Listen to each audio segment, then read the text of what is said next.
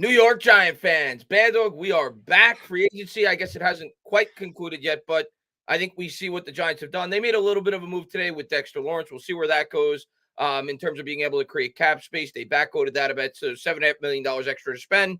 Maybe they'll bring in a corner. We'll see. But regardless, I think we know, for the most part, what our team is going to look like going into the draft in late April.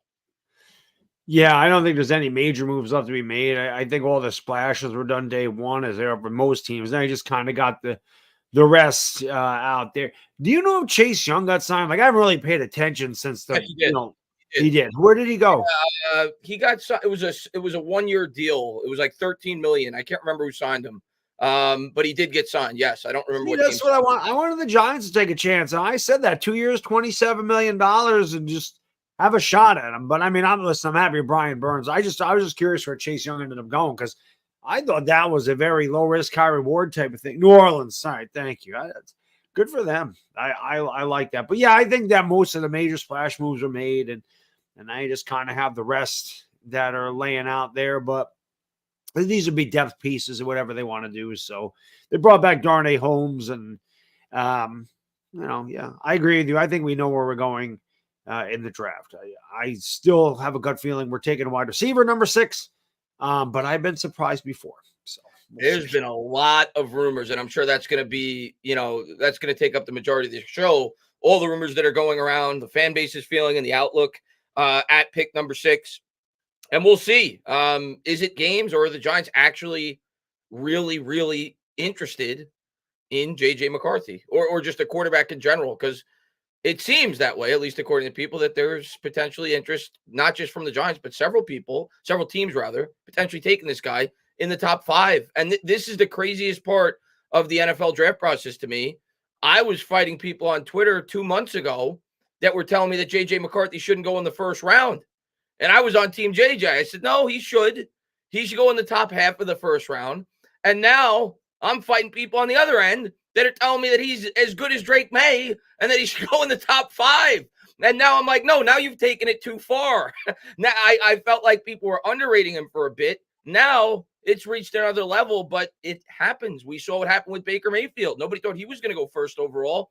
He got pumped all the way up to the top of the draft. So nothing is going to surprise me on draft night.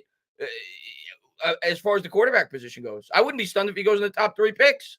All it takes is one team to say that's the guy that we could build our team around. So it's just crazy how everything has just shifted within 2 months, because 90% of the people on Twitter said that this guy shouldn't be a first round pick 2-3 months ago. All you got to do is go back and look. Now people are telling me he's got to go in the top 5 and the Giants got to trade up to get the guy. It's just crazy. It's funny. I tell you, it's funny because I hear a lot of this, and I mean, everybody knows by this point, I do not want McCarthy, not at 6. It's a reach. We saw a reach at 6 5 years ago. But I like to get the pulse. Like, I know how I feel about it. So on Twitter today, I just put, if the Giants have a choice between these 2 guys, and even in parentheses, I said that may mean trading up, would you rather have McCarthy or May? And a lot of people are like, Baddog, this isn't even a serious question. It's Drake May. May. It's all Drake May. I think there might have been one person actually said to me, he goes, just because you made this comment, now I'm all in on JJ. I'm like, what I say affects your decision making that much? I'm a guy on Twitter. How the hell how does what I post affect the way you act? That's weird. But most people are like Drake May in a heartbeat. I don't know. Again, my issue with McCarthy is not that I think that he's going to suck, or not that I think he can't be good. There's just too many questions. He didn't have to do anything in Michigan. Michigan was a powerhouse with or without him. He beat, like I said, they beat Penn State. He threw 8 times. He was 10 for 18 for 140 yards against Washington in the national championship game. All he did was turn around and hand the ball off. The first 3 carries went for like 200 yards and 3 touchdowns. So he didn't have to carry. With the Giants, he would have to. And I don't know if he can do it or not, because we didn't see it. He didn't have to do it in Michigan. We're not Michigan. We're not close to Michigan. We're not dominant up front in either facet. We don't have a number 1 wide receiver at this moment. We just lost our best offensive player to the Philadelphia Eagles. I'm more concerned about, there's just too many questions. And you can say he's got potential, and I understand that, but everybody in this draft, when you get in the top 10 has potential, it doesn't mean you live up to it. So that's really my main concern with JJ. It's not that I think he's a bad quarterback or he sucks. I just don't know what he'll be on a team like the Giants that needs a ton of work. Yeah. Yeah, I think it's fair concerns. I like JJ. You know that a lot. I don't want him at 6. I think it would be way too high. My hope, about 2 or 3 months ago when people were saying that this guy was a second round prospect was that the Giants might be able to trade back up into the end of the first to get him. I never thought he would be propelled to as high as he's gone. And at this point, I think it's overkill. And if you're Joe Shane, the way that I look at this, and we're going to say hello to the chat in a second. The way I look at this is if you're Joe Shane, Baddog, if you're taking a quarterback 6th overall in any draft, you have to believe that this guy could be a top 5 to 7 quarterback in the NFL. Correct. Otherwise, you shouldn't take him there. That's all there is to it.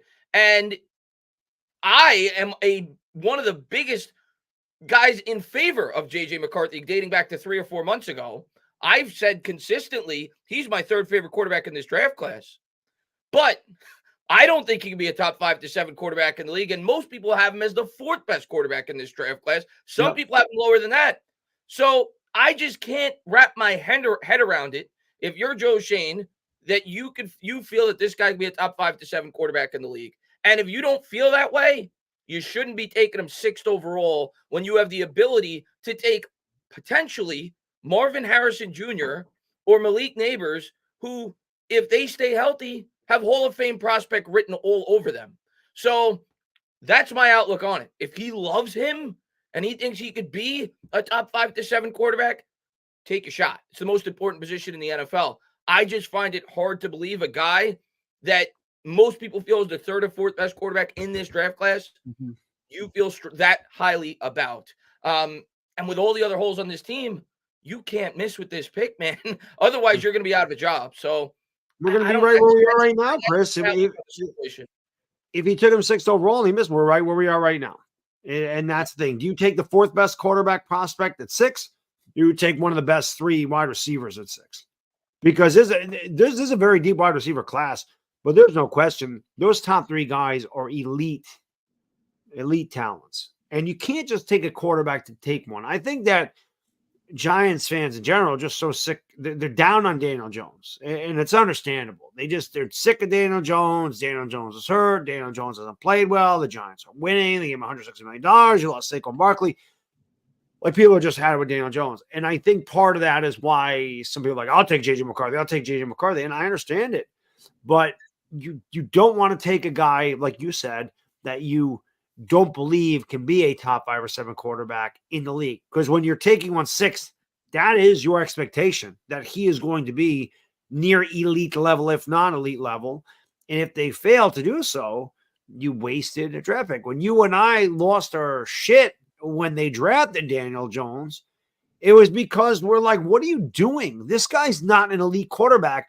If we took Daniel Jones in the 2nd round, even if we took him at 17, it would not have been nearly the backlash that we had. It was taking him at 6 was like, that's way too high. And that's kind of where I am with J.J. McCarthy. If the Giants had the 17th overall pick and took him there, I'm not going to be upset about that. But 6, I think it's too high. I think that's a reach.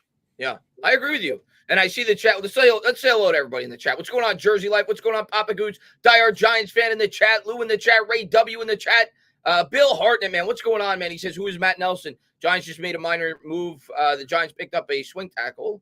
So another offensive lineman, the 5th offensive lineman that the Giants have signed. Not a ton of it playing experience. I think he had about 500 snaps 2 or 3 years ago. But outside of that, hasn't gotten a ton of reps at the NFL level. But just another guy that could compete, for depth on that offensive line going into camp. So you got to like that. And we brought back Isaiah Hodgins, supposedly. So Giants starting to fill up at least the depth portion of that wide receiver room.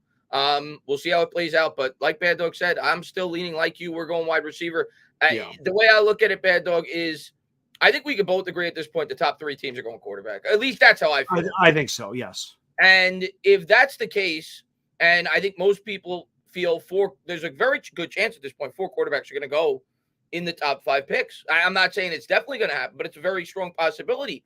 And the two most likely teams that I've gathered are the New York Giants and the Minnesota Vikings. The Minnesota Vikings traded up and got the 23rd pick without having any clue who's going to be there. That clearly tells you that they feel that there is a likely trade opportunity for them to move up, more than likely for a quarterback.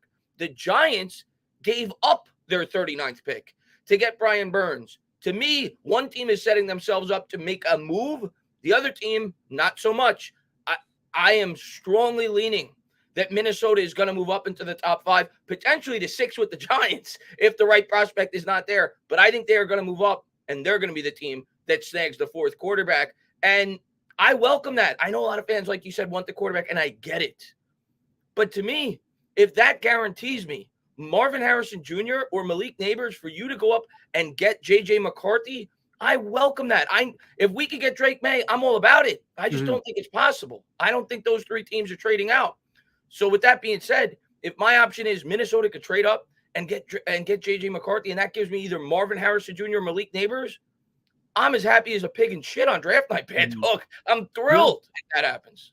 Yeah, I mean, we talked about this last week. If for whatever reason the Patriots liked J.J. McCarthy, Joe Shane got to get on the phone and get Drake May. At that point, you listen. I think Drake May is their guy. They went to a lot of these games. Not to mention, I know there was the thing out there about they took J.J. McCarthy to dinner and all this stuff, and everybody blew this. Things get blown out of proportion. Remember, 2019, they also took Dwayne Haskins out to dinner, and they didn't draft Dwayne Haskins. But they also visited with Drake May. They're going to visit with all these guys. They have how many top 30 visits, or what is it, 30 visits or whatever it is? Top 30. Yeah. So they're going to do their due diligence on all these guys. But in my estimation, at least from what I've gathered from the games that they went to, the scouts that they went the games to, it seemed like Drake May is their guy. And you've mentioned this before. He may not be Josh Allen, but he's a Josh Allen prototype. He's got a similar skill set. And we know that Shane and Dable love Josh Allen. I don't get that from J.J. McCarthy. So I honestly believe that Drake May's their guy. And if they don't get him, like you said, Chris, if we ended up with Malik Neighbors, Romo Dunes, if we get any one of those 3, I'll be really happy. If somehow Marvin Harrison Jr. fell, I don't even include him because I don't think it's possible. But then again, in 2019, Chris, we said, hey, no way Josh Allen's going to be there. No way Josh Allen's getting to the Giants. And then he got there, and then we took Daniel Jones, and then the rest is history from you and I, which is why you guys want to tune in for the draft. You don't want to miss the draft. You never want to miss that. That is worth the price of admission. If you would have told me, Baddog, 3 weeks ago, there's any chance Marvin Harrison Jr. drops to 6, I would have said you're nuts. Yeah. But Baddog, if this happens, if Minnesota does move up, and you have to think they're trying to move up, it's pretty obvious. And 4 quarterbacks go in the first 4 picks. All it takes is for the Chargers, or if it's the Cardinals, if the Chargers trade down, one of those teams to say that Neighbors is better than Marvin Harrison Jr., which is not crazy to think. Malik Neighbors is a damn good prospect. So I'm with you. I'd be happy with the Dunze too. I think a Dunze is great. He actually is impressed me even more. I went into the combine saying I thought that there was a pretty significant drop-off after the top 2. I still favor those 2, Neighbors and Marvin Harrison, but Adunze is a lot closer than I thought. Like, that guy's an incredible route runner. He has a lot more athleticism than I even thought. So I'd be happy with any of the 3. I think all 3 of those guys would be number 1 wide receiver prospects in 8 out of every 10 draft classes. All 3 of them. It's just a loaded class at that position. So I'd be thrilled with any of the 3. Yeah. I actually think there's a chance, not a likely chance, but I think there's a chance MHJ could fall. Like, I think it's possible. Yeah, without question. And the reason I like Odunze is not only does he have athleticism, I mean, you saw him stay after to do the cone drill, right? The work ethic speaks to me. But Odunze, again, his NFL comps, and you can take comps with a grain of salt. Larry Fitzgerald and Devontae Adams, those are pretty good, but he's big. He's 6'3", 215 pounds. He's very physical. He's really good after the catch. He's very handsy. Like, he's got strong hands. He likes to go up and get. He's a guy that he can catch contested passes, 50-50 balls. This is why the Giants wanted Kenny Golladay. And let's hope if they draft him, he doesn't end up being Kenny Golladay. But that was really what they went out there and got Galladay for. Now, people say, oh, Dunze is slow. He ran a 4.4 flat. That is not slow. I don't know when 4.40 was slow. No, that's not Xavier Worthy.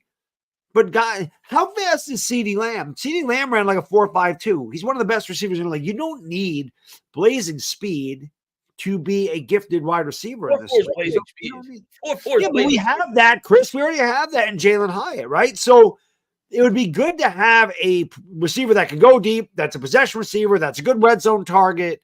He does all the above. Great route runner. He's got everything you want in a number one wide receiver. We get one of those three guys. I mean, I lean Odunze. Well, between Neighbors and Odunze, I lean Odunze. If there's any way we get Marvin Harrison Jr., I mean, like you said, now I might do a cartwheel. But I'm happy with any three of those wide receivers. I'd much rather take an elite prospect wide receiver than the fourth best quarterback. It's just the way I look at it. Yeah, I'm with you. Jay, man, thank you very much, man. Cornerback and wide receiver are need. The Saints sign Young. Yeah, so yeah, we said that earlier. I mean, there's a lot of needs on this team, but yeah, I leave free agency feeling, I mean, quarterback aside, because quarterback is always a potential need if you don't have an elite quarterback. Quarterback aside, I leave free agency thinking those are the two biggest needs going into the draft. Obviously, more depth on the offensive line. You could always use more depth on the interior. Yeah, oh God, yes. You could never have enough pass rushers. So I'm not saying that that's set in stone that those are going to be the first two picks. You draft for best available player. It just so happens that the best available player is more than likely going to be a wide receiver with our pick. But yeah, I think we're going to attack, as I said in my first mock draft that I posted yesterday or the day before, I think we're going to attack secondary heavily in this draft. You just lost Xavier McKinney. You're probably going to lose Adoree Jackson. We need help there. Even if we sign a veteran corner at some point throughout free agency, we need help there. So, yeah, I expect the Giants to attack both the corner and the safety in this year's draft relatively early. But yeah, those are our biggest needs. I think that's how Shane set this up in terms of what he did in free agency to attack those two positions in particular in this year's draft relatively early. Yeah, like I said, for me, Chris, the way I look at this, when the Giants draft, just take the best player available, and that's going to be one of the wide receivers, unless somehow Drake May ends up down there. Because I really think it's Caleb Williams, Jaden Daniels. I really think those. I think the third pick in this draft tells us which direction it's going to go. I think the first two are set in stone. Caleb Williams is a Bear, no question. And because Cliff Kingsbury is Washington's OC, I definitely think Jaden Daniels is their guy. Now, McCarthy could end up in New England. It's very possible. I don't know how much they like him, but they're going to take a quarterback. Listen, they traded Mac Jones. He's gone. Washington traded Sam Howell. He's gone. Neither one of these teams have a quarterback. And the Bears have been trying to trade Justin Fields. No, they did. They just traded Justin Fields, didn't they, or no? Yeah, 6th-round pick. Pittsburgh, right? So, So there you go. I mean, it's pretty. I can't believe they only got a 6th-round pick. Future 6th-round pick. I tell you what, Pittsburgh did a good job with their quarterbacks. You get Justin Fields for nothing. He's young. He's got a lot of talent. He doesn't have the best skill, maybe, but if anybody can develop Justin Fields, it's going to be Mike Tomlin. And that's an upgrade over whoever that Mitch Trubisky was ass. Like there was no ceiling there. Justin Fields, maybe there's something there, maybe there's not. But he's on a much better team. And then you got Russell Wilson that can help him. So, that's not Pittsburgh did a good job addressing the quarterback situation this offseason. But the top three teams rather don't have a quarterback. So they're going quarterback. I'm going to ask you, and I also want to get the chat's reaction to this. I'm curious. What do you think is more likely with that third pick? New England trading out of it or them taking J.J. McCarthy? More likely? If one of the two is going to happen, what's more likely? Them taking J.J. McCarthy. I don't think they could trade out of it unless they were trading with the Giants. But I still don't think you could do that because Minnesota might move up in front of you. Because if you trade back, you're risking not getting a quarterback. Who would be their quarterback? Bailey Zappi? Yeah. They can't. I don't think they can risk that. So I think that more likely it'd be J.J. McCarthy than them trading back because they can't risk it unless they like Michael Penix or Bo Nix or something, and they decided to take them later in the first.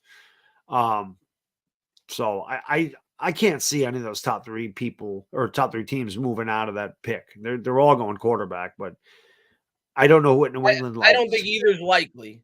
but my point, I think they're going quarterback no matter what. Yeah, I And do too. I think as a Giants fan, I love Drake May. I would love Drake May. So I would hope that they convince themselves that JJ McCarthy is the guy that they want. And it's possible. We've seen crazy things happen, especially at the quarterback position. But Oh, I think yeah. they're going quarterback no matter what with that pick. I agree. I agree. Yeah, I think they're going quarterback. Bill, man, thank you very much, man. We definitely need a wide receiver one, but I wouldn't hate trading back for draft capital. We have so many needs, 11 and 23. Yeah, I talked about that in my mock draft. I think that's a distinct possibility. I think it's possible. Ideally, Bill, I would prefer a future first to 11 and 23, but you have to think if it's with Minnesota, that 23rd pick's more than likely going to be involved. There's a reason that they traded up to acquire it. So yeah, the points match up. It makes sense. 11 and 23 if you were to trade back. And then you could fill two really good holes. I think the only way that the Giants do that, though, is if they don't view all three wide receivers as near equals. Like, I don't know if it's Neighbors, Adunze, whoever, but if one of them is they feel is a step below the other two, then yeah, I think that's a possibility. You could trade back if they wanted JJ McCarthy with pick 6, and then you could fill two holes, whether it be at a corner, whether it be at a wide receiver, whether it be at a lineman. You could do a lot of things if you were to trade back and do that. So yeah, I think it is an option, Bill. Potentially, depending on how the Giants feel about the players that are on the board, and depending how they feel about JJ McCarthy. Maybe the Giants do like JJ McCarthy. You know, we'll find out on draft night. But it's certainly a possibility for sure, and one that I'd be open to as a fan. I wouldn't scream if they did that. No, I mean you're moving back 5 spots, getting an extra, first round pick. I don't know who would be there at 11. Like I don't know where they would go. Well, you could, I mean, potentially a guy like Alt, if he were to fall, or a Brock Bowers potentially. Yeah, I mean, listen, if the Giants went back to 11 and took Brock Bowers there, I ain't gonna have a problem with that. I do not have a problem with that at all because he is a wide receiver type of guy. I mean, he was amazing at Georgia. There's no question about that. Joe Alt, I don't want, and I don't think the Giants do either. I think the fact that they put all this money into the offensive line of free agency, and Joe Shane has said a number of times they believe in Evan Neal. I don't think you're going to draft the Joe Alt and move him out of position. So I don't think would happen, but maybe an edge rusher, maybe corner. Yeah. Right. I mean, those are possible as well. But Brock Bowers at 11, I wouldn't take the dude for the other receiver from LSU who's really good. Yeah. So there's a lot of options they could go if they did that. Right. I mean, they could take a wide receiver at 23 if they really wanted to do that, because you're going to have like an Xavier Legette will be there at 23 if you really liked him there. Like I said, I think Xavier Worthy is ticketed for the Chiefs. That's just a Chiefs wide receiver. And I've said this before too. I mean, I don't know where Ladd McConkey is going to go, but I love Ladd McConkey in the second round. I don't think he's a first round wide receiver. But that'd be pretty funny if the Giants got Brock Bowers and Ladd McConkey. That'd be pretty interesting. Gettleman's not there anymore, so we don't draft the Bulldogs the way we used to. But would you be upset if in that trade down scenario? I wouldn't be upset if they took him at 23. I think Ladd McConkey's really good. I mean, maybe there'd be a better receiver. I don't know, but I wouldn't want him at 11, obviously. But I wouldn't be mad if they took any of the second tier receivers at 23. I would not be upset about. Yeah, it's just a matter of preference who you feel fits your offense best. Yep, I would not have not a problem with that. Another wide receiver I like later in the draft is McMillan from Washington. He's a burner as well. So, I mean, a later pick, obviously. But this wide receiver class is pretty deep. So, like Bill said, you drop from 6th to 11th and you get an extra first-round pick. It's not the end of the world. You're not going to get an elite wide receiver there or elite prospect wide receiver. You may end up with an elite wide receiver, but not an elite prospect wide receiver. But it would help us fill a couple of holes, especially since we traded the 39 pick to get Brian Burns. So, if the Giants ended up with 11 and 23, and they had to give up they gave up 6 and 39. It's kind of a lot. The only thing, again, I go back to what I said. The only way that makes sense is if you feel, which I don't think you feel this way, and I don't feel this way either. If you feel there's at least a tier drop off from within those top 3 wide receivers. Like if they feel MHJ and Neighbors are clearly better than Adunze, because if they feel they're comparable, I think you stay there and you take them. Because I mean, so it all depends on how the Giants would feel about the prospects. Well, the Giants, according to everybody, they love Odunze. Yeah, they do. According to Sean O'Hara, they love him. Yeah, that's what I'm saying. Maybe it's not it. Maybe they don't feel as high about Neighbors. Who knows? But I Yeah, who feel like knows? if they felt they were all comparable, I think they don't trade down there. I think they I take it. agree. It depends on where they have these players ranked and on their big board. Like you said, if there's, and I don't think they would have a significant drop off because I don't think there is. I've said before, obviously Marvin Harrison Jr. is the prize of this wide receiver class, but Odunze and Neighbors are not a bad consolation prize. I think these wide receivers are very close. I don't think there's a big drop off from Marvin Harrison to Neighbors or Odunze. And there's a little drop off to that second tier, but not a huge. It's not a huge drop off. But those three guys, they're all going to go top 10. Those three receivers are going top 10. At least probably 4 quarterbacks, 3 receivers are going top 10, Which is is my crazy. guess. Crazy. And then I think the Jets take Joe Alt. I think that's where Joe Alt's going. I think he's going to the Jets. I think if I was doing a mock today, maybe Atlanta. I think the Jets are going to end up with Brock Bowers. Yeah. I think Brock Bowers drops to 10 and the Jets grab him. That if I was doing a mock draft today, yeah. It makes sense. Aaron Rodgers, you want to get him as much help as you can. They signed some linemen. MH says, I keep hearing the Vikings are the favorite to trade with the Cards because they picked up an extra first. But who says the Cards want to drop as low as 11 and miss out on a top wide receiver, which they need? We don't know. We don't know. But this is what I'll say, MJ. I don't know if it's the Cards. I don't know if it's the Chargers. I don't know if it's the Giants. But what I will say is I can't imagine Minnesota would have done that, would have acquired the 23rd pick unless they had a very strong indication that there is a team that is willing to trade down with them if the right situation presented itself, meaning the quarterback that the Vikings want is there, and you have to think they think it's likely he'll be there. Otherwise, they wouldn't make this trade. More than likely, J.J. McCarthy. And the team that is willing to trade down is not enamored with the pick that is there, whether that be the Giants, whoever it may be. I think there's a trade in place, but the right circumstance has to present itself. I don't know if it's with the Cardinals. I don't know if it's with the Chargers. I don't know if it's with the Giants. But I do think they have a trade on the table. I would be very surprised if they didn't. Yeah, I agree. Because it doesn't make any sense for them to make that move. It's not like they're trying to rebuild. Yeah. You know, they're a playoff team. Their quarterback got hurt. How about Oakland is going to beat Kentucky? That is insane. Incredible. That dude, we talked about it right before we went live. That dude had 10 3-pointers. That guy, man, on Oakland. Unbelievable stuff. I had Kentucky going to the Final Four, so my bracket's busted. But still, you love to see the Cinderellas. You love to see it. Of course. But yeah, man, I can't see Minnesota. That's not something you do. They need a quarterback. They let Kirk Cousins walk. They were almost a playoff team last year anyway, even with him missing time. They already have really good wide receivers. So, and they have a really good tight end in Hawkinson. I don't think they need much. So I agree that I think they made that move to have more draft capital to get up in that top 5 and get one of these quarterbacks. But I'm telling you, if for whatever reason J.J. McCarthy was selected by the Patriots, Joe Shea needs to get on the phone with Arizona and just do whatever he's got.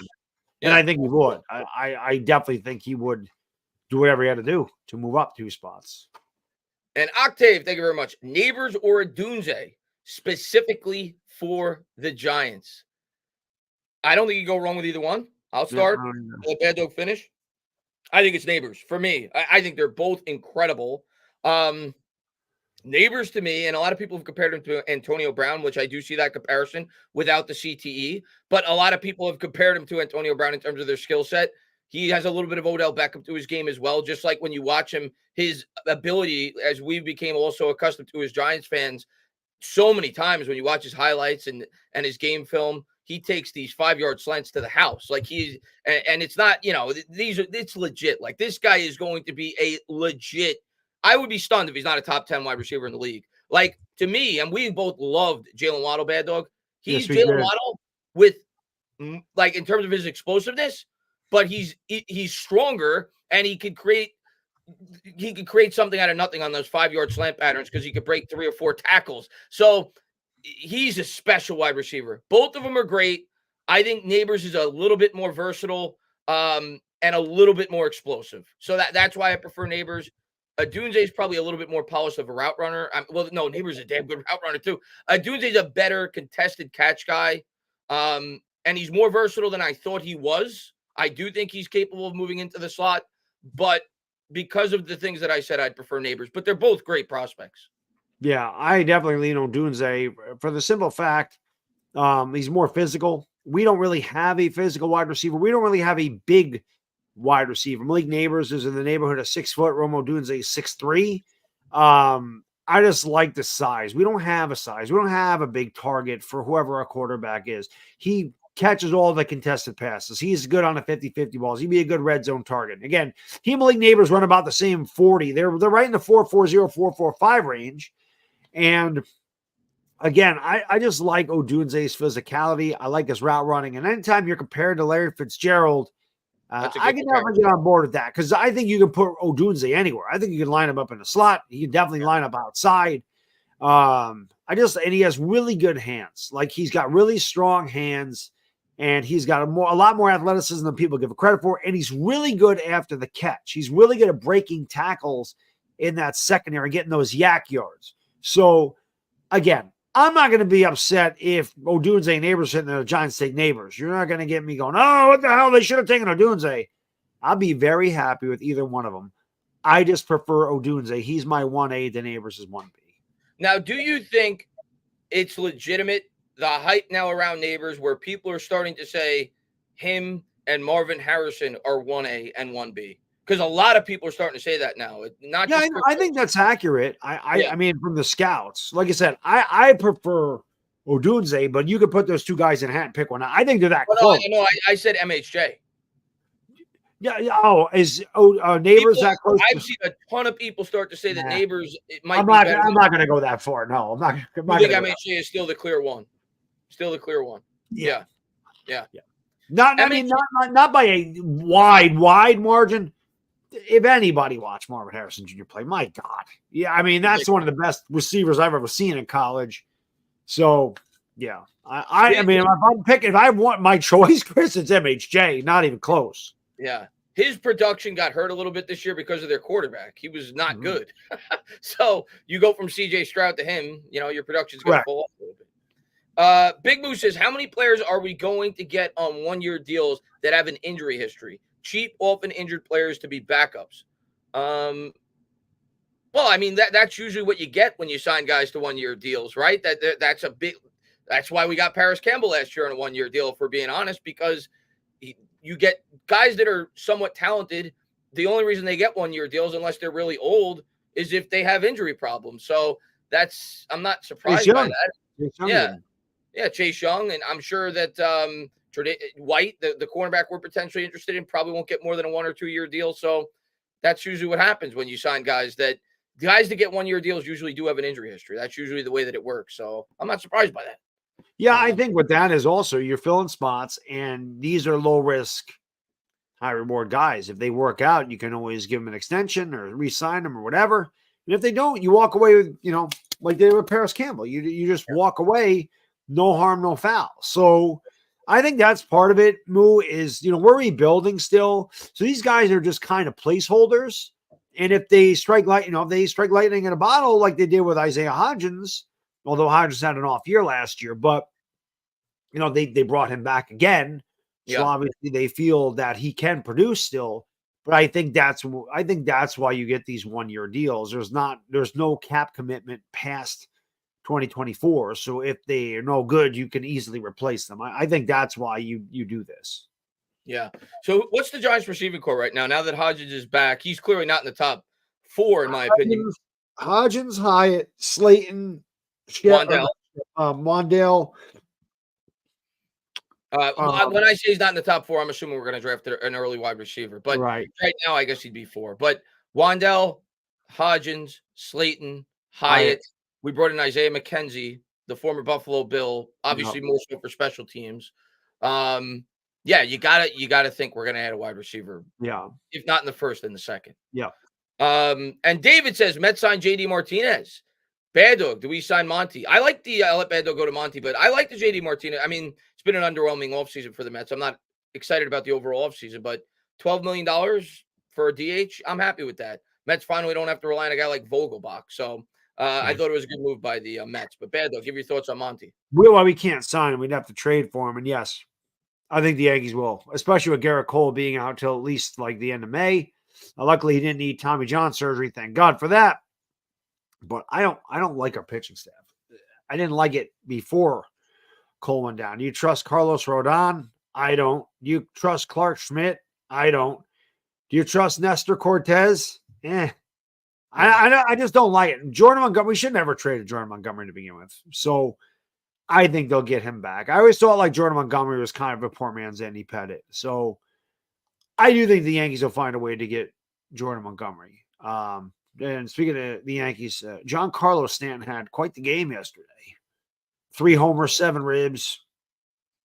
I love Giancarlo. Listen, when he's on, yeah, even though he is so streaky, I love Giancarlo Stanton. So sometimes it really pisses me off, but I love the guy. When he sucks though. No matter how much I like a guy, if he sucks, I say he sucks. And it doesn't matter how much I dislike a guy. If he's good, I'll say he's good. Well, listen. I'm excited about Juan Soto. I can tell you that. I got excited about if that. If he's healthy this year, that 3-4-5 is going to be lethal for the Yankees. Yeah, but Mr. Cumberbatch, we got Alex Verdugo in there too. I love it. I love Alex Verdugo. I think that was a sleeper addition by the Yankees. Really good player. Yeah. Yankees are gonna have a good lineup. Mr. Cumberbatch, man, thank you so much, man, for the $2 super sticker. Always talk to you on Twitter. Great supporter, man. Thank you for being here. And Fabian says, will the DJ hate subside when DJ lights up with a true alpha wide receiver? Fabian, here's what I'm going to say. Even though I am of the belief that I do want to go wide receiver, and I think a lot of Giants fans are of that belief, I actually think, as crazy as this may sound to some, I think the quarterback group at pick 6 is the minority. I just think they're the loud minority. I think they're outspoken. I think there's more Giants fans that don't want to force a quarterback pick than do. That's my honest opinion on the matter. That being said, there's almost nothing in my, and I'm, and listen, I'm gonna root my ass off for him if Daniel Jones is starting quarterback this year, which is a strong possibility. He certainly could be, based off the circumstance. There's almost nothing he could do next year where I'm gonna be like, yeah, that's the guy, that's the long-term answer for this team. The guy can't stay on the football field. It's gonna be very hard for me to be like, this guy's the franchise guy. I think it's coming that we're going to replace him with a guy that we feel could be the long-term answer. I just don't know if it's going to be this year. That's how I feel about it. And I hope he proves me wrong. I hope Daniel Jones goes out there, throws for 38 touchdowns, and the Giants, do great this year if he's the starting quarterback. But it's going to be very hard to convince me that I want to stick with this guy long-term. That doesn't mean that I want to force a quarterback pick. You can't force quarterback pick. And you can get him a wide receiver number 1. That doesn't mean anything. He had Kenny Golladay. That was supposed to be a wide receiver number 1. He had 1 touchdown in his entire Giants career. If Daniel Jones can't get rid of the ball fast enough, or the line can't protect, or he can't stay healthy, it doesn't matter who the hell's out there. It could be Randy Moss and Jerry Rice. If he can't get rid of the ball, he can't stay in the field. Again, in 5 years of watching Daniel Jones, his rookie season, I thought that there was some potential there. All right, listen, I have a video. When Chris and I were at that Jets game, it's in the 3rd quarter, and I say, right at the end of it, I said, Daniel Jones is having a hell of a game. I said, we can get this freaking guy an offensive line and a real coach. He's going to be dangerous in the NFL. Unfortunately, the Giants never did that for him. I think Daboll is a good coach.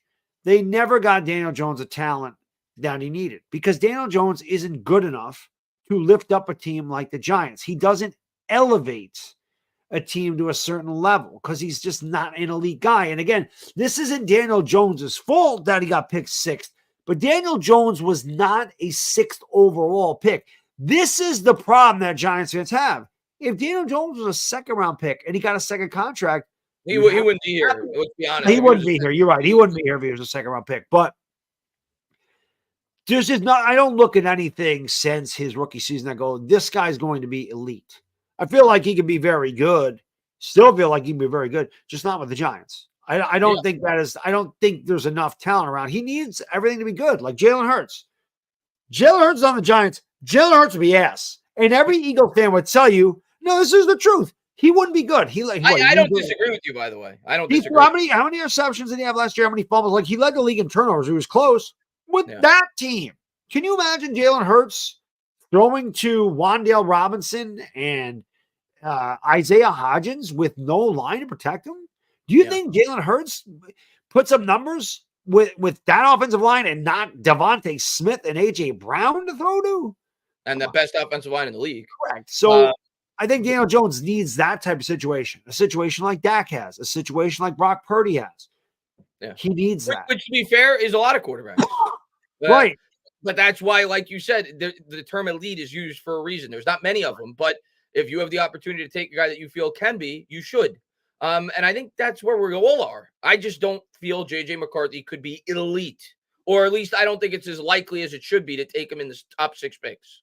I feel like JJ McCarthy would be like Daniel Jones. Not that he's bad, he would be bad he'd be bad on the Giants. That's I agree with that. My issue there. Yeah, I agree with that. I agree with that. That's my issue. I don't know. He might be good. He'd be good on a good team. He won't be good on the Giants. And that's my thing with Daniel Jones. If Daniel Jones went to Minnesota, I think Daniel Jones would be a damn good quarterback. He's just not going to be good here. There's too much that needs to happen around him. And his biggest injury. The Giants are in the middle of a rebuild. That's the problem. You say it all the time. His biggest injury at this point, obviously the physical injuries, but his brain is injured at this point. He has a mental clock in his head because he doesn't trust his line. He gets rid of the ball too quick. He doesn't scan the field enough. He's shell shocked. He stares down receivers. He doesn't go through his reads. He doesn't make pre-snap adjustments. He struggles. Joe Judge had a lot to do with that. I have no doubt about that. You know, you said before, Pat Shermer had run his course here, but you mentioned it his rookie season. It's probably the worst thing that could have happened to Daniel Jones is you lost a coach. Yeah. And then you brought in Joe Judge, and Joe Judge was an absolute disaster. Yeah. So, not just the physical prowess of Daniel Jones and the inability to process fast enough behind a poor offensive line. Major injury concerns. Major. 2 neck injuries, a torn ACL. These are things you put a Band-Aid on to fix. So, and on top of that, he's a quarterback that you have to, if you're projecting him long-term, he's a guy that clearly relies on his legs to be as effective as he could possibly be. Those legs are not, as he gets older, 30, 31, he's not going to have the same ability to run that he does now. And then when you tack on the injuries, correct. So I think it's inevitable we're going to replace Daniel Jones. That's my honest opinion. I hope he proves me wrong, but I don't think it's in this draft. Not at pick 6, unless a guy like Drake May, like you said. But we'll see. We'll see on draft night. Yeah. The way I look at this, Daniel Jones is going into a 6th year. There's no question. There should not be a question about, well, what if he had this? What if he had that? You know what he is by now. Yeah. There is no second guessing here. We know what he is. Yeah. Okay. He's a quarterback with a good skill set he can't succeed with the players around him, and he can't stay healthy. That's what he is. Yeah. What he is. It's unfortunate, but it's the truth. It is unfortunate. And J-Man, thank you very much, man. You guys are the best. New England takes quarterback at 3. Go G-Men. They're definitely taking. I'd be stunned if they don't take a quarterback. It's just a matter of, is it possible they could convince themselves of J.J. McCarthy over Drake? Can we convince them to take J.J. McCarthy? Maybe. Maybe. And Professional Certified Hater says, no, this is a Giants stream, but thoughts on the Jets signing? Oh, the guy that works next to me in the cubicle next to me at work is a huge Jets fan. So I talk Jets all the time with him because I talk Giants all day on here. And I told him, man, I think it's exactly what the Jets had to do. Professionally Certified Hater. You have Aaron Rodgers. You swung for the fences last year. You had bad luck. He got hurt 4 snaps in. But if you're going to dive head first, you got to get wet. So I thought they had to be aggressive. That's exactly what they did. You guys went out there. You added a boatload of talent on the offensive line. You get Mike Williams, who could be a great wide receiver too, like you just said. Yeah, I'd be excited if I was a Jets fan. Is it going to work out? Probably not. You're the Jets. But right, I was going to say the Jets will jet. They're like the Mets. You can make all the right moves. Yeah. For some reason, it just never works out for them.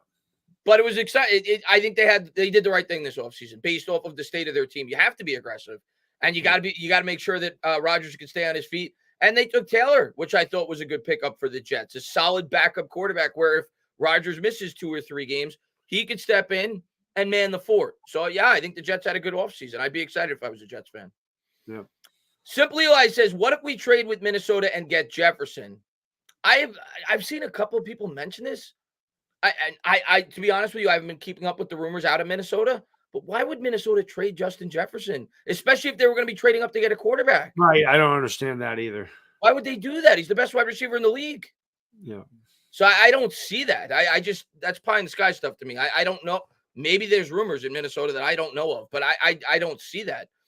Cards need a wide receiver and the Chargers need alt. or wide receiver 2. We got Jefferson and BPA at 11. I can't see it. Yeah, nothing would surprise me with Harbaugh. He loves the line.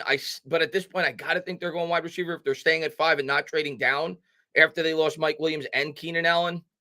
But doesn't mean they'll stay at 5. So we'll see. But yeah, I don't think Justin Jefferson's getting traded. I'd be surprised. Now, if they weren't drafting a quarterback, maybe you want to argue that they could potentially scrap everything and start over, maybe. But JJ says, I live in Minnesota, and my neighbors say that Michigan, rather, and my neighbors say that JJ is great. I think JJ is really good. I've liked JJ all along. I don't think he's top 6 worthy, personally. I hope he proves me wrong if we take him. I was always of the mindset of I feel like he'd be a really good candidate if, like what the Packers did with Jordan Love, who I thought had good upside, probably wasn't ready to start in the NFL right away. The plan was probably to sit him for a year because they didn't think Rodgers was going to win the MVP, and then he did. But that I always thought that would have been an ideal scenario for JJ McCarthy if the Giants were going to be able to get him. But if you're taking him at 6th overall, that's not happening. You're not. He's going to start probably 5-6 games in, unless the Giants are a shock and they start 4-2 or 5-1.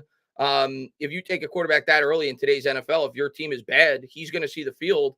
I don't think he's ready, especially with this team. After you lost Saquon Barkley, after you lost Darren Waller, you have a brand new offensive line that's never played together with one another.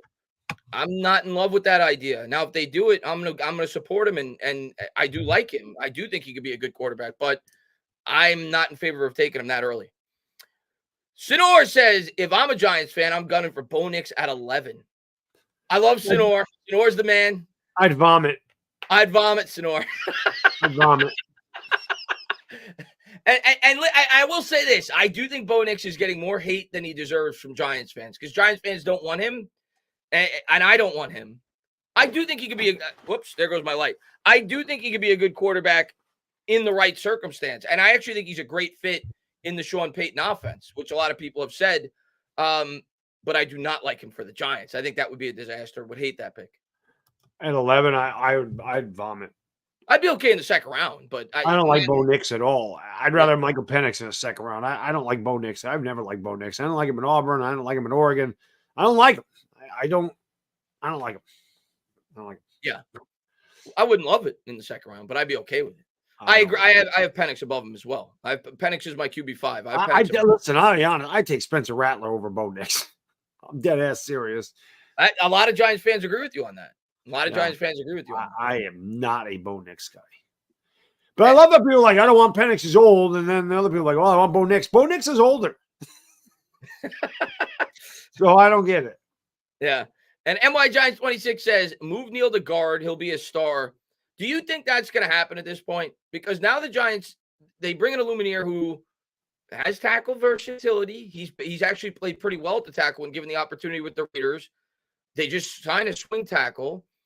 Could draft a tackle in this year's draft at some point. Do you foresee a scenario this year to start the year where Neal may be playing at the guard spot? Starting the year, no. You think he starts at right tackle? I think he starts there, but I think he has a short leash. I think if you give him 2 or 3 games and he's really struggling, then I think they might move him inside. I think that in the preseason or training camp, I think he's going to get some reps there. I think they definitely would probably try him there just to see, because they're going to do a lot of things. You're going to play some of your swing tackles outside, so we'll see what they do. Yeah, I think the plan going in is for him to be the starting right tackle. If he is not good in camp, I could see them making the transition. I don't think it's guaranteed he's going to start the year at the right tackle. I think he's going to have to earn it. And hopefully this is the kick in the ass that Evan Neal needs. Hopefully this motivates him and he shows up to camp and he looks a lot better than what we've seen over the first 2 years. But I certainly think that's on the table early this year. If it's not to start the year, if Evan Neal continues to struggle, you can't have him destroy your season, on that right side. So, I think that's why the Giants have done some of the things they've done. They've brought in guys that could potentially step in and play that right tackle and potentially transition Neal to the guard at some point this year if he continues to struggle. So wouldn't be surprised. And like you kind of alluded to in your super chat, NY Giants 26, you mentioned Tevin Jenkins. There's been several guys that play tackle transition to the guard. Eric Flowers did. Yeah, and became very good players. So Justin Pugh did. Yeah, several players. So We'll see. We'll see if that's ultimately what happens. I agree, though. He's definitely the favorite to start the year on the right side. JJan says, I think Giants fans will be happy with Bowens D. I'm excited for Bowens D. I view Bowens D, Bad Dog, as much like Patrick Graham's, and I know a lot of Giants fans hated that defense, the bend but don't break approach.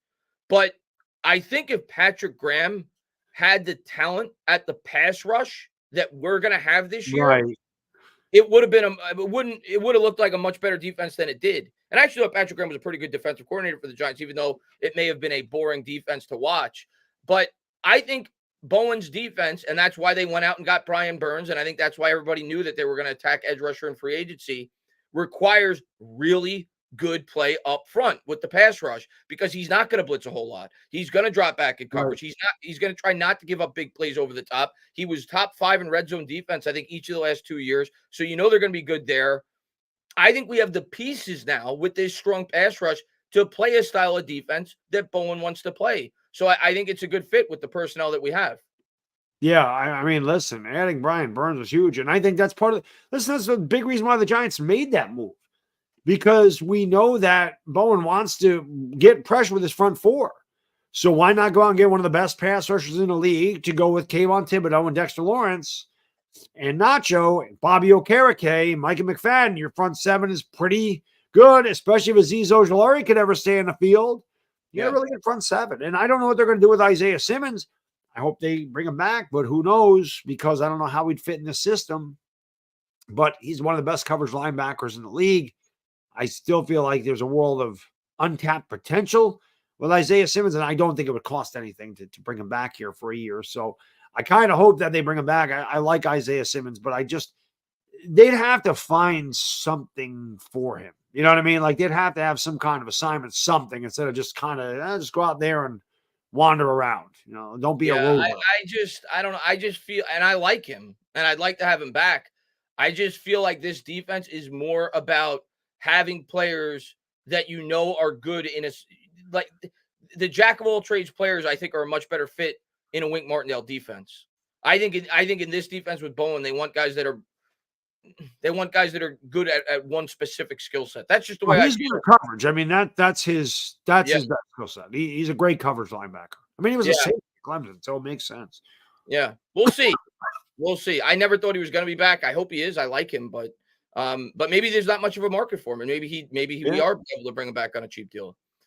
Jeremiah says, "Hi, Chris and Bad Dog. I like Odunze. He is a Metcalf Debo hybrid." Yeah, I like Odunze a lot. It's my guy. Metcalf, not a bad comparison. Metcalf, he's a good guy. He's like I said, the guys that they compared to was Devontae Adams and Larry Fitzgerald. But Debo, Metcalf, Fitzgerald, Adams, you're talking the best of the best. And if Odunze is close to the level of talent any of those four guys are, you hit a home run. By the way, how did DK Metcalf ever drop as far as he did? Because if you remember going into that draft, DK Metcalf was being mocked really high before the combine, and then he had like the greatest combine of all time, and then he was being mocked in like the top 10. He went in like the 3rd round, didn't he? I think he went in the 2nd round, but maybe it was the 2nd round. But how do you drop as far as something happen? I don't know. I thought something off the field happened with him. Maybe somebody must have. And you'll probably, that'll happen on draft day too. That always happens. Some story comes out. Oh, this guy's got a heart murmur. Oh, this guy was smoking weed. This guy was, whatever, picked up a prostitute, whatever the hell it is, and it drops. Yeah. Remember Laramie Tunsil? I mean, he might have been the first pick in the draft that year. The bong picture. Remember that? That's why the Giants didn't get one of the best tackles in the league. Well, they would have got him anyway because Tunsil would have went. He would have went top 3. Yeah. But yeah.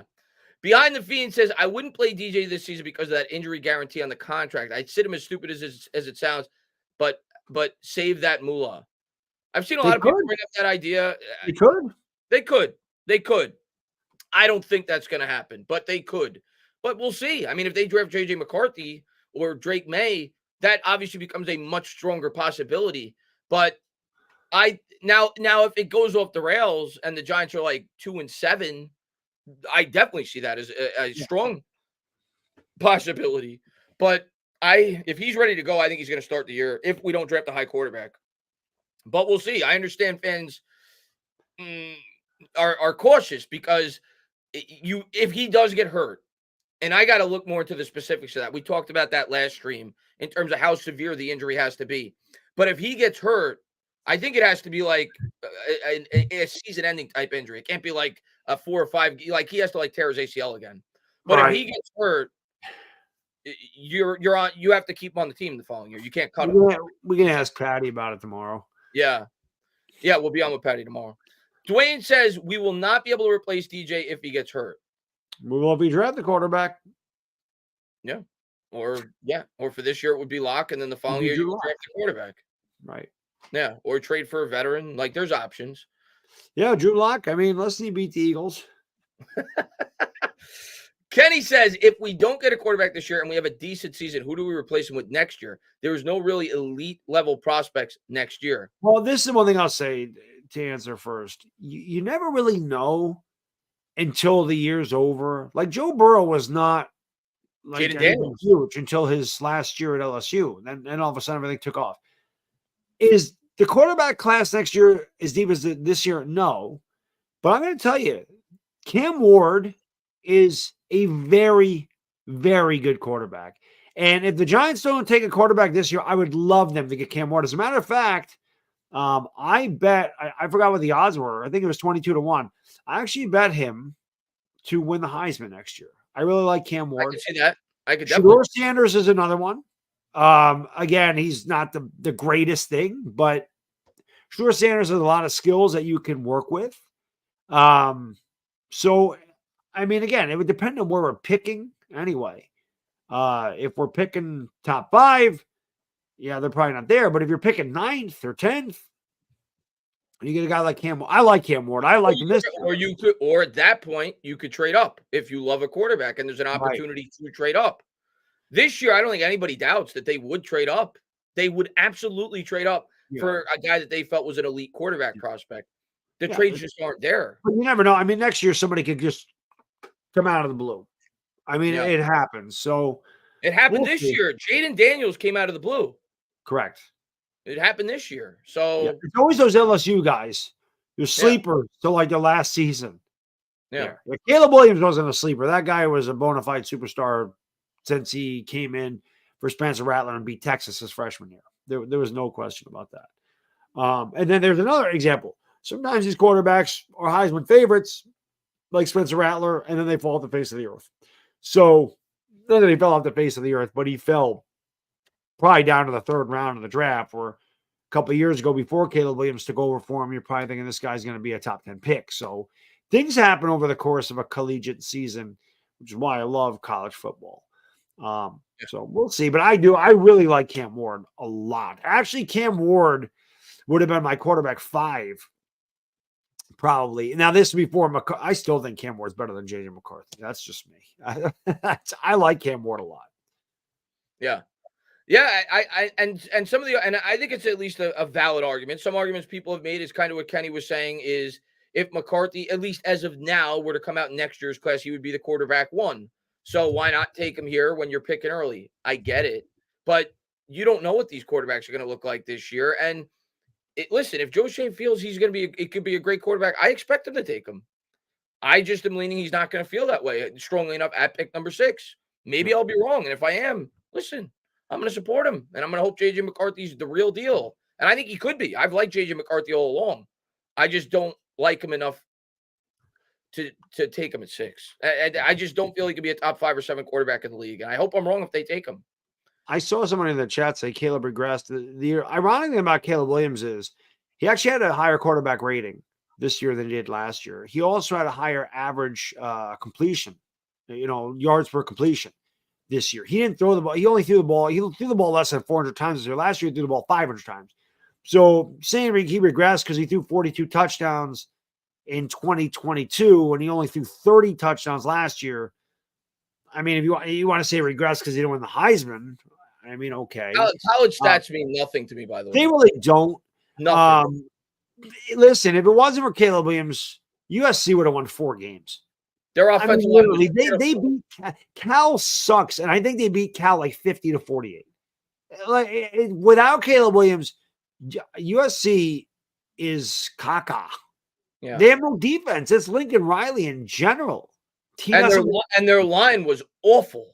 Like Yeah, if you watched any USC game last year, like he was under constant duress the all the entire time. game. Yeah, Awful.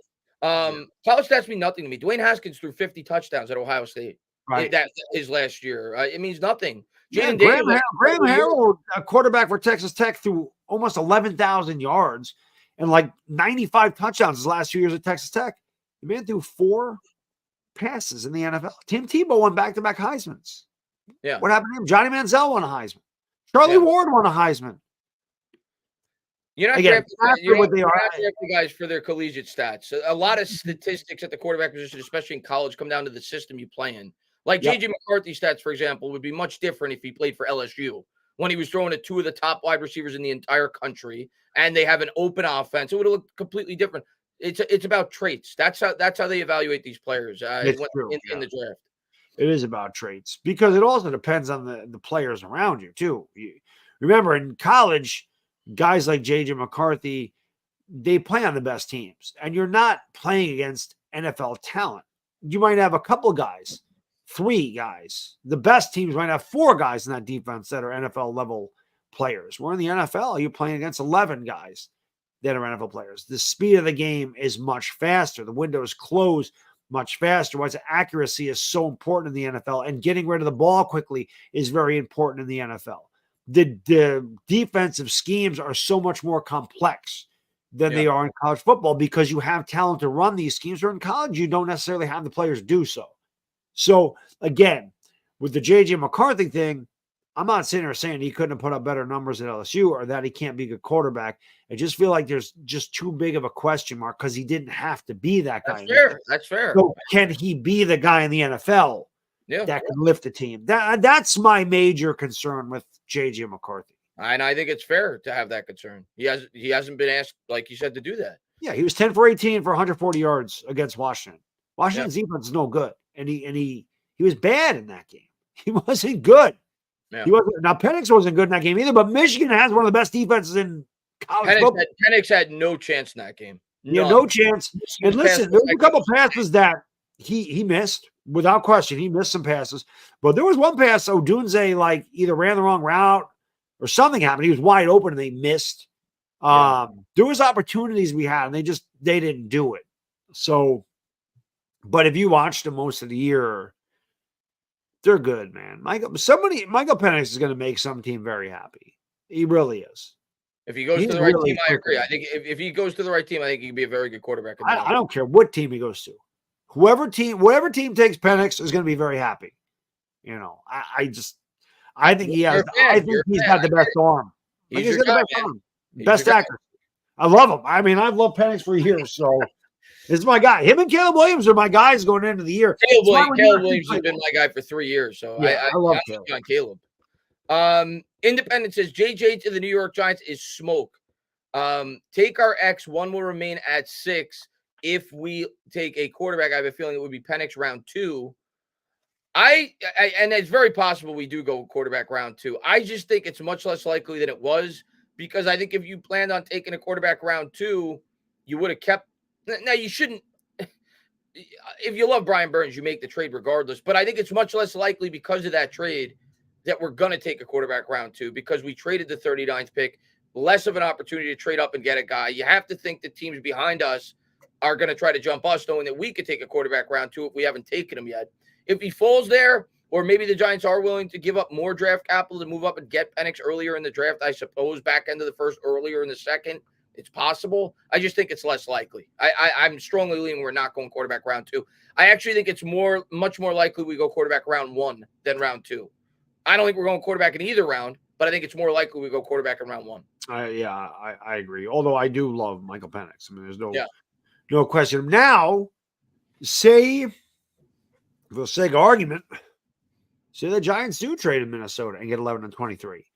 Yeah. You could easily take Brock Bowers at 11. You could take Penix at 23. Like that is a scenario that can happen. But like Independent Outsider says, so many people are like, oh, he tore his ACL. And some people like he tore both ACLs, which is not true. He tore the same ACL because when he came back, he wasn't cleared by the doctor, and he came back anyway. So he did it to himself. That was when he was 18 and 19 years old. He's going to be 24. It was years and years ago. And yeah, he separated the AC joint in his non-throwing shoulder. It is what it is. But the 2 years of Washington, it was really good. All you got to do is watch the man throw the ball. Like you said, Chris, I haven't seen a quarterback. I don't remember a quarterback that can zip the ball across the field. Yeah, like he does. The zip on his passes. In the Meadowlands, listen to me. At MetLife Stadium, with that wind the way it is, you need a tight spiral. That man throws the tightest spiral coming out of the draft. He throws the prettiest pass in this draft class. I don't disagree with you there. And yeah, that's what what we talked about him like 2 or 3 months ago with Patty. That's the one thing that always stands out to me when I watch Michael Penix. And it's like 8-yard throws, but it's the velocity that he's able to get the ball from hash to hash. That's where his arm strength to me really stands out when you watch him in that offense in Washington. How quickly he's able to get it out. Because a lot of times when he throws the ball, I'm like, that's going to be a pick six. And the ball just gets there so fast. So that's the one thing where he really does stand out to me in that offense, how quickly he gets the ball hash to hash. But listen, when it comes to Michael Penix, I completely understand all the concerns because our line is caca. So I totally understand the red flags that go up Michael Penix. I get it. I wouldn't want him sixth either. I love Michael Penix. I don't want him sixth. Yeah. 23rd, I get on board at 23rd, but sixth, no. I agree with you that becomes a possibility. If we were to trade down, he's in that range. If he falls in that area where if we do like him, we could take a guy like him or Bo Nix with that pick. I agree with you on that. Don't ever mention Bo Nix. I don't want to mention Bo Nix in front of you, but Pirate King says, would J.J. McCarthy be the best quarterback in next year's draft? Today, I think he would be. Today. But we don't know, Pirate King. Here's what I'll say, and I think this is why J.J. McCarthy came out. Had McCarthy gone back to college, I don't think he would have been the number one quarterback in next year's draft because they lost a lot of pieces. They lost Jim Harbaugh. So I think he knew that, and that's why he came out. But today, I think he would be the number one quarterback in next year's class. But at the end of next year, we don't. It could be Cam Ward. Could be Shedeur Sanders. I think it's going to be Shedeur Sanders. Could be yours. Could be yours. I think it's going to be Shedeur Sanders if I was making a pick today because I haven't followed it too closely, but it seems from what I've read, Colorado's made it a emphasis to improve the offensive line. So if they've done that, I expect Shedeur to have a good year for Colorado. So I do too. Chris, man, thank you very much, man. Sup, Tane and Baddog. Will mine and Baddog's guy Isaiah Simmons be back? I really hope he's back. We'll see. We were talking about that earlier, Chris. We'll see, man. I hope he's back too. I just don't think he's going to be. Much like I didn't think A'Shawn Robinson was going to be back either because I didn't think he was a good fit for the defense. So I hope he's back. I'd love to have him back, but I'm leaning he won't be. But clearly could be. It depends on his market. If teams aren't willing to pay him, why not bring him back? Yeah, he was a pretty good player for us last year, so I'd be open to it. Seems like Giants fans are all about it on Twitter. Like that gets it. All about it, bringing Simmons, and I get it. Twitter's weird. Like I put that thing about J.J. McCarthy and Drake May, and you see the impressions that it gets, your things. And I think when I left work, there was like at 6,000 impressions or something. And when I looked recently, it was like it's at 85,000. I'm like, where do these? Like, it's just weird how it must catch on someplace. Yeah, somebody with a big following probably retweets it. That's the only thing I can think of because that one kind of took off. But people love talking about I did that because there is a lot of JJ McCarthy smoke, but I want to see what Giants fans feel, and this just reaffirmed my opinion that Drake May is way better than JJ McCarthy, and that JJ McCarthy is a massive reach at number 6. Here's what I'll say. I wouldn't be stunned if McCarthy turns out to be a better NFL quarterback than Drake May. I wouldn't be stunned because I do think that there's a lot of things to work on with Drake May. But if you look at the two prospects and who has a higher ceiling, it's not even close, in my opinion. And if you're drafting a quarterback that early, you draft, at least in my opinion, for the ceiling. One of those guys, to me, like we just said, rings. He could be the next Josh Allen. Like I think Drake May's ceiling could be that. So that's how I feel on the matter. Would I be shocked if McCarthy turns out better? No. Quarterback it's a crapshoot. In the It is a NFL. crapshoot. It depends on where you go. It depends on the situation around. It really does. Yeah, it's a crap. We've seen third, fourth round, seventh, sixth round picks end up being great quarterbacks, and we've seen number one overall picks completely flame out. So it really is. It depends on a lot of things in there. It depends on your resolve. It depends on your reads. It depends on your decision making. It depends on your coaches. It depends on the system. It depends on the players around you. Yeah. It But if you're depends the on Giants a ton of things. Because when you're one of the best quarterbacks in college, it's usually because you play on a dominant team. Yeah. Right? Caleb Williams did not play on a dominant team. Did not. And he still was one of the best quarterbacks. Just like Andrew Luck with Stanford. Right. Yeah. Similar in that aspect. Yeah. Caleb Williams did not have the best things around him. So, Caleb is special. If you're the Giants, if the Giants are considering going a quarterback, Dable, you brought Dable in here because he's supposed to be a quarterback guy. Right. So you have to go for the upside if you're the Giants. You have to, especially early. And if you're looking at upside, it's not even close. Yeah. And I think JJ McCarthy has a much higher upside than people said. I used to laugh at people on Twitter when they told me he had a suspect arm strength. No, JJ McCarthy's got a strong arm, but he doesn't have a superhuman arm. And Drake May to me does. When I watch Drake May, that guy makes jaw-dropping throws. The one thing I do not like, JJ McCarthy cannot throw to his left. He is very bad at throwing to that side of the field. Yeah. And there's no way that NFL coaches and scouts and also do not know this. Yeah. And what's going to happen with McCarthy is they're going to cut off the right side of the field and say, okay, go to your weak side, throw the ball to the opposite side of the field. And then he's going to have to make the adjustment. Listen, when it comes to NFL quarterbacks, that is the biggest thing. Again, it's their resolve. It's their ability to adjust. Because when they come out of college, you have film on them in college, but it's not the same as it is in the NFL. You don't really know all their tendencies. But once you get film on them in a game and you can start preparing for the tendencies, then it's up to the quarterback to adjust. I just look at Sam Howell. At the beginning of the year, he showed some promise. But then that game against Buffalo, they figured him out, and he started turning the ball over left and right. Yeah. And they found a way to get to him. They knew he couldn't handle pressure. That was it. It was over. Yeah. So it happens that quick. My thing with Daniel Jones is with Dable, it was a completely different system. He was not the same as he was with Joe Judge. Didn't make those adjustments. Yeah. This year going into the year, they knew his tendencies. They knew what Dable's system was. We're going to cut off all these short passing routes. We're going to make everything contested under 10 yards and make it very difficult and say, okay, Daniel Jones, you have to get rid of the ball quick and you have to beat us over the top. We know your line sucks. We know you want to check the ball down. We're going to take that away from you and try to you have to beat us over the top. And he couldn't do it. And I feel like that was a problem, not just with Daniel Jones, but with the coaching staff as well. I love Brian Dable. He had a bad year last year. The coaching staff, the Giants had a bad year in general. He certainly did. But I feel like that was a big reason why Daniel Jones struggled at the beginning of the year because they did not adjust. Defenses adjusted to him. Something that they weren't capable of doing. Right. Not just because of the limitations of Jones, but the limitations of the overall roster. Correct. After Andrew Thomas got hurt and Saquon Barkley got hurt. Yeah. I agree with that. Yeah. But by the way, Baddog, we have like 900 people in here.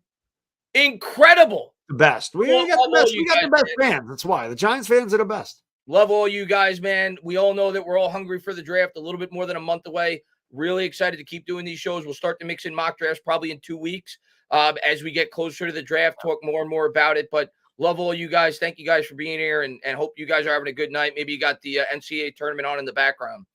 Jay Jan says, "I live around Lions fans. We are 1 year behind them."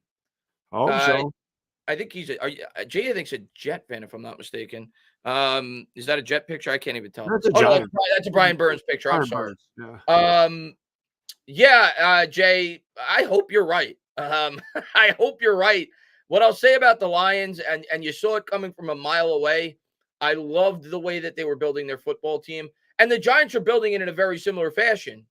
But yeah, they went offensive line, offensive line, offensive line. They built up that line. Penei Sewell really, turned it up. They go and they get the pass rusher, and the Giants have tried to mimic that. So if the Giants are able to build up their trenches the way that the Lions did, they get a weapon like an Amon-Ra St. Brown. It could happen.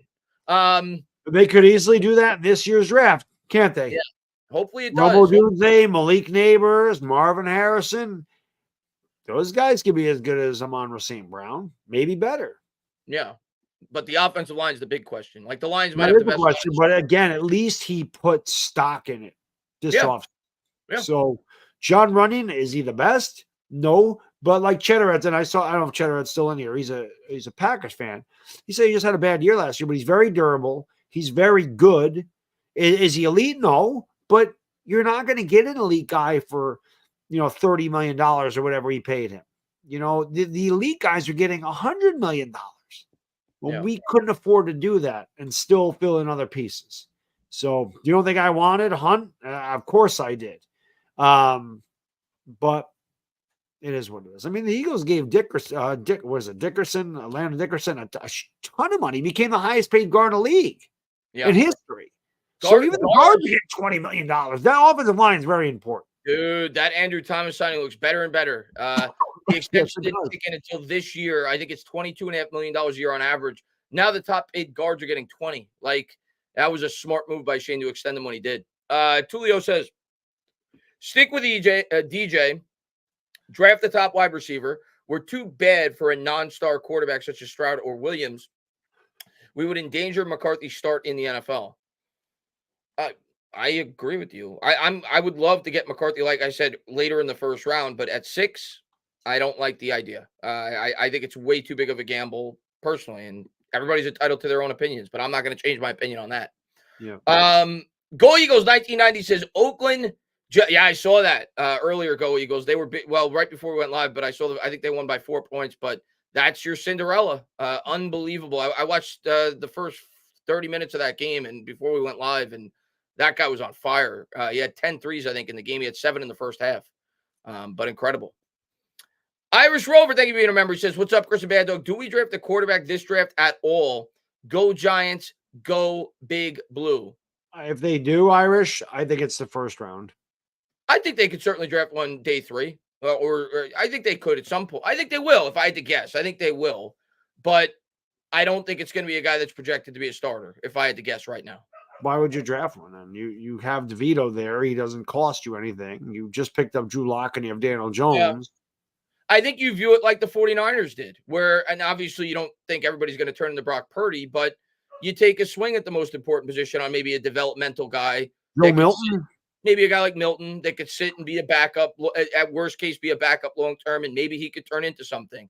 I'm not against that idea. And if they elect to go, if they don't elect to take an early quarterback, I wouldn't say I think it's a lock, but I certainly think it's a strong possibility we could take a quarterback day 3 for sure. I tell you, I do not want Sam Hartman. You can no. I don't want him. No. What's funny about Sam Hartman, he was actually thought to be a pretty good prospect when he was at Wake Forest. I remember when I watched a couple of the Wake Forest games a few years ago, and then this year he kind of tailed off in terms of the rankings with Notre Dame. But yeah, he was horrible at the combine. He played a tougher schedule in Notre Dame. Yeah. And Danny Crazy Eyes, what's a bigger reach, drafting DJ at 6 or JJ? DJ. Yeah, I think DJ. McCarthy, I don't want McCarthy at 6, but McCarthy is projected to be a top 10 guy. Nobody projected Daniel Jones to be there. Yeah. I forgot who the guy was. I put it on Twitter where but just because JJ's less of a reach doesn't mean was a McShay said, I'm disappointed for Giants fans. And he went on and he listed everything that was wrong with Daniel Jones, and everything he said ended up being true. He can't process. He holds on to the ball too long. He's a first-read quarterback. He stares down his receivers, and he can run the ball. He nailed it, and that's exactly what he's been for 5 years. Yeah, and I look, JJ was a highly thought of prospect coming out. I think he was like a 4 or 5 star recruit. He was one of the. Daniel Jones was a 0 star, I believe. Yeah, JJ's won a national championship. He's 27-1 as a starter. Like, he played at a prestigious program. And he's got really good tools. So I've always thought, I laughed when people said he wasn't a first round quarterback. I thought he was going to go in the first half of the first round, but I think it's a reach at 6. And I'm not going to change my opinion on that. And I don't want the Giants to reach at 6 when there are guys that you could take there that I think can be Hall of Famers. I'm not saying they're going to be, but they have the potential to be. And if you ask me, do I think JJ McCarthy, could he be? Of course, anybody could be, especially at the quarterback position. But do I think it's likely? No, I don't. And I understand it's the most important position, but I think you could get JJ McCarthy's in every draft or most drafts, not in the Kenny Pickett draft, but in a lot of drafts. I don't think you can get Marvin Harrison Jr.'s in every draft. And I understand the quarterback is a more important position. I get that argument, but I'm never in favor of just taking a quarterback for the sake of taking one. I want you to love that quarterback if you're taking him 6th. If we're picking 20, that's different. That's completely different. But that's just the way. If you're Baddog, there's about a talent pool of 500 players to select from in every draft. If you're taking a quarterback, a player in the top 6, you have to feel that guy could be a Hall of Famer one day. You have to feel that way. That's in the top 1% of the talent pool. You have to feel that guy could be a Hall of Famer. So if Shane feels that JJ McCarthy could be a Hall of Fame type quarterback, take a shot. Yeah, you can't draft him thinking, oh, I hope this guy's above average. That's not 6. You're going to take a guy that is, I mean, depends on who you ask, but most people have him as QB4. But it's a massive drop-off from those top 3 quarterbacks. So you're going to take like I said, the 4th best quarterback in this draft class, or you're taking an elite wide receiver prospect. JJ McCarthy is not an elite quarterback prospect. The first 3 quarterbacks in this draft are. Now, maybe the Patriots do say, we love JJ McCarthy. We're going to take, I hope they do. But to me, you best player available at 6. JJ McCarthy is not going to be the BPA at 6. He's just not.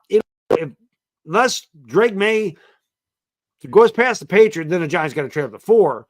But if everything stays the way we think it's going to, the best player available at 6 is going to be a wide receiver.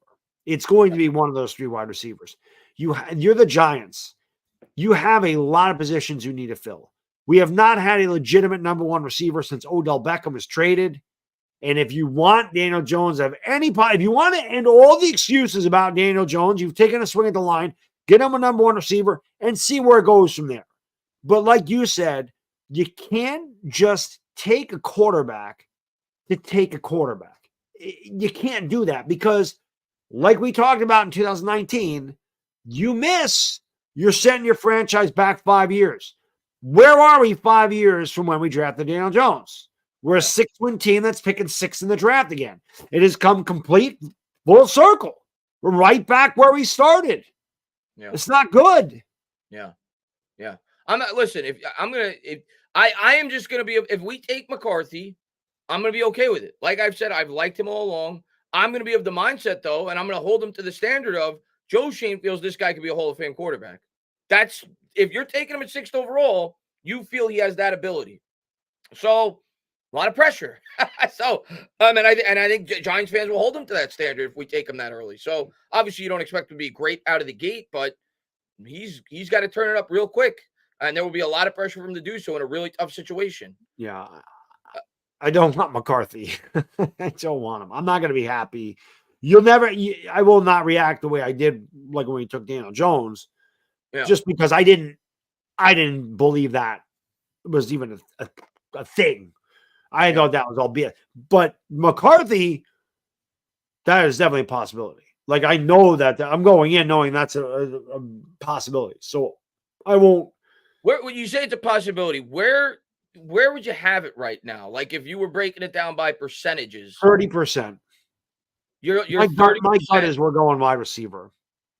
25-30%. My gut is we're going wide receiver. Now, I think if we're going McCarthy or just going a quarterback in general, maybe it's May that slips out, we're trading up. I don't think we're taking McCarthy at 6 because I think Minnesota is too big of a threat to move up. I think if they love McCarthy, like if you're going to take McCarthy, if you love McCarthy enough to take at 6, then you have to love him enough to trade up and give up 2 second-round picks to move up to 4 to get him. I'll be pissed if they do that. I'm just saying. That'll piss me off. If they trade up, I'm not saying it shouldn't. You trade up to 4th, your ass better be getting Marvin Harrison Jr. I'm just saying, if Shane feels that strong enough about him, you got to make sure you get him. There's no way. There's no way Shane could do that.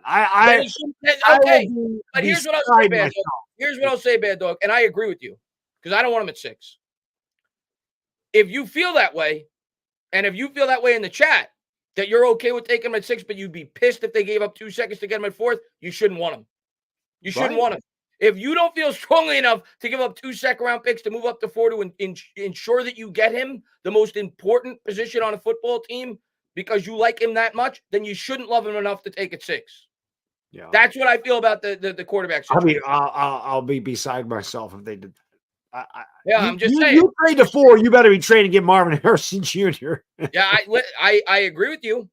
But that's how I feel. I feel if we're taking a quarterback, we're trading up to get him. I don't think we're taking a quarterback. If you trade up to get May, I can deal. Yeah. Not McCarthy. Yeah. I want nothing to do with McCarthy. Again, he may turn out to be the best quarterback in the draft. You do not know. But I watch those other 3 quarterbacks. I don't watch Jaden Daniels as much. I can't sit there and say I'm an expert on Jaden Daniels. I'm really not. I watch Caleb Williams since he was a freshman in Oklahoma. I know what he is. I love Caleb. I've loved Caleb Williams for 3 years. I love Michael Penix since he's been in. Those are the 2 guys I watched more than anybody else. Yep. This year I watched a lot of Drake May because obviously there was the Giants are going to look for quarterbacks. So I started watching a lot of the quarterback play. Again, those guys' talents jumped off the page at me. McCarthy, it's just too big of a question. Why would Michigan hand the ball off 20 straight times against Penn State, which was the biggest game of the year? He threw 8 times. I'll give you. I think the reason because it was working. Well, I understand this. You can't do it in the NFL. You can't. Here you go. Here you go. And I'm not trying to argue in favor of taking McCarthy at 6 because I don't want him at 6. But I'm going to give you why I think they did that. One, that I think if I'm not mistaken, I think that was the first game that Harbaugh was suspended. So they had a new coach in.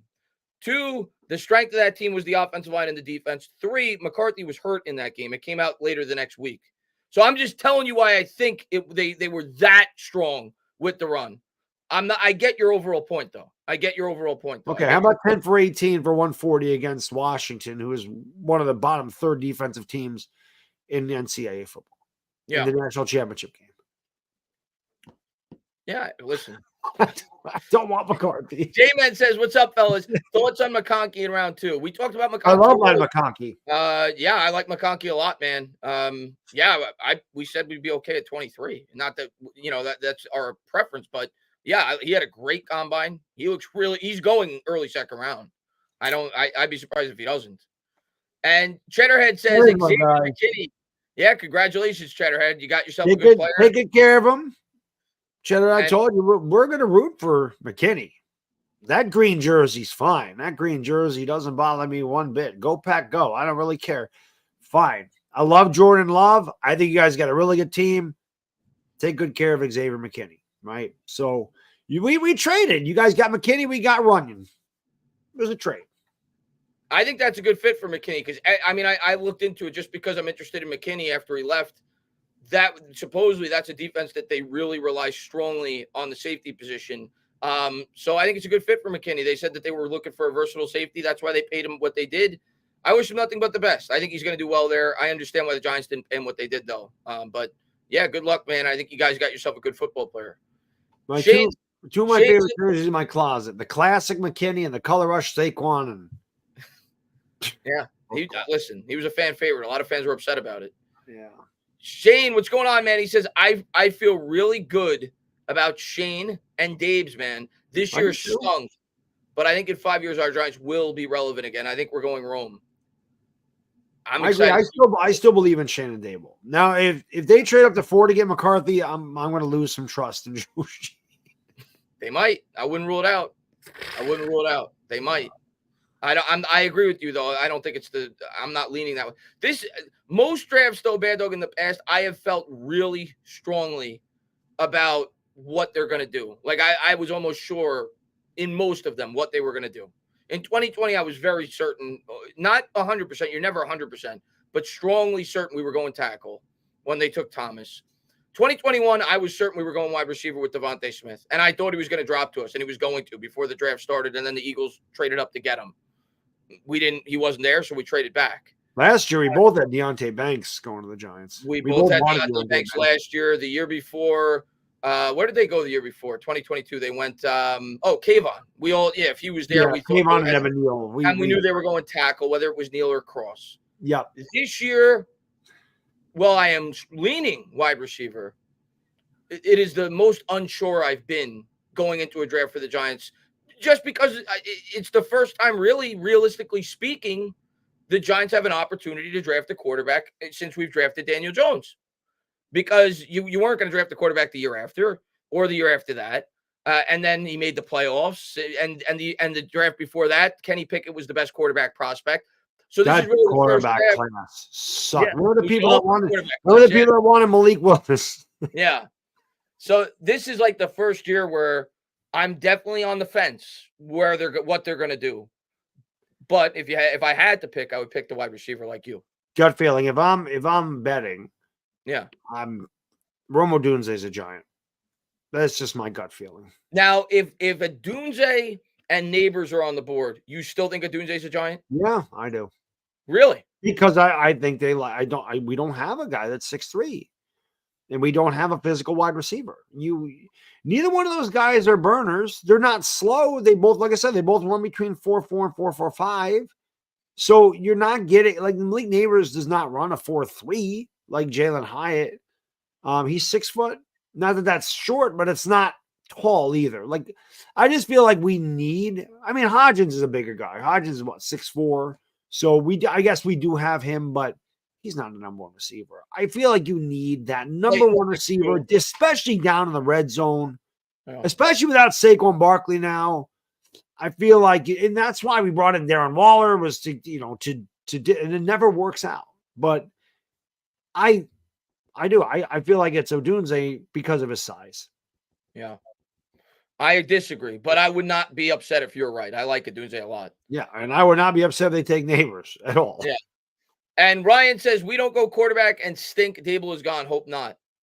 Ryan. It won't just be Dable. It'll be Shane, too. I think Shane's getting 4 years no matter what, but Shane would be on the hot seat. Yeah. But Ryan, I don't think taking a quarterback guarantees Dable to keep his job. If the quarterback doesn't play well and the team stinks, I don't think it didn't guarantee Pat Shurmur's job. I read that wrong. I thought he said if we go quarterback and he stinks. Oh, yeah. I thought that's what it said. Yeah.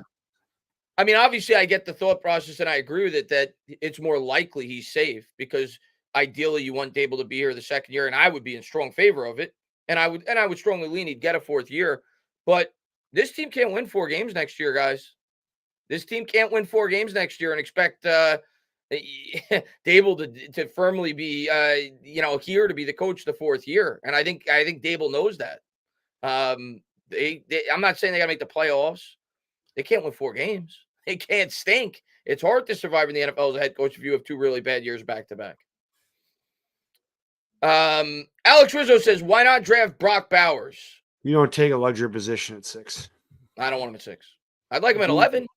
Yeah, I like him at 11 too, because your elite receivers are gone by that point. But the Giants can't afford to draft a tight end. And listen, I loved Kyle Pitts. That was the guy that the Giants want to take Kyle Pitts. Kyle Pitts didn't do shit for Atlanta. You can't do. The Giants have too many needs. You can't take Brock Bowers 6th. Yeah. As good of a player 11, if the Giants traded back and got Brock Bowers at 11 and Michael Penix at 23, I'd be happy. Yeah. I'd be happy with that. And then you could go Ladd 47. I'd be happy with that. But Corey Gray says trade back with the Vikings to get the 2 picks. I think it's possible. I think somebody's trading back with the Vikings, and I think it's either the Cardinals, the Chargers, or the Giants. So I think it's one of us.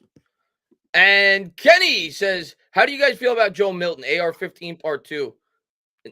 I mean, I hope if we draft him, but I don't think he's Anthony Richardson. He's not. Anthony Richardson was built like a tank.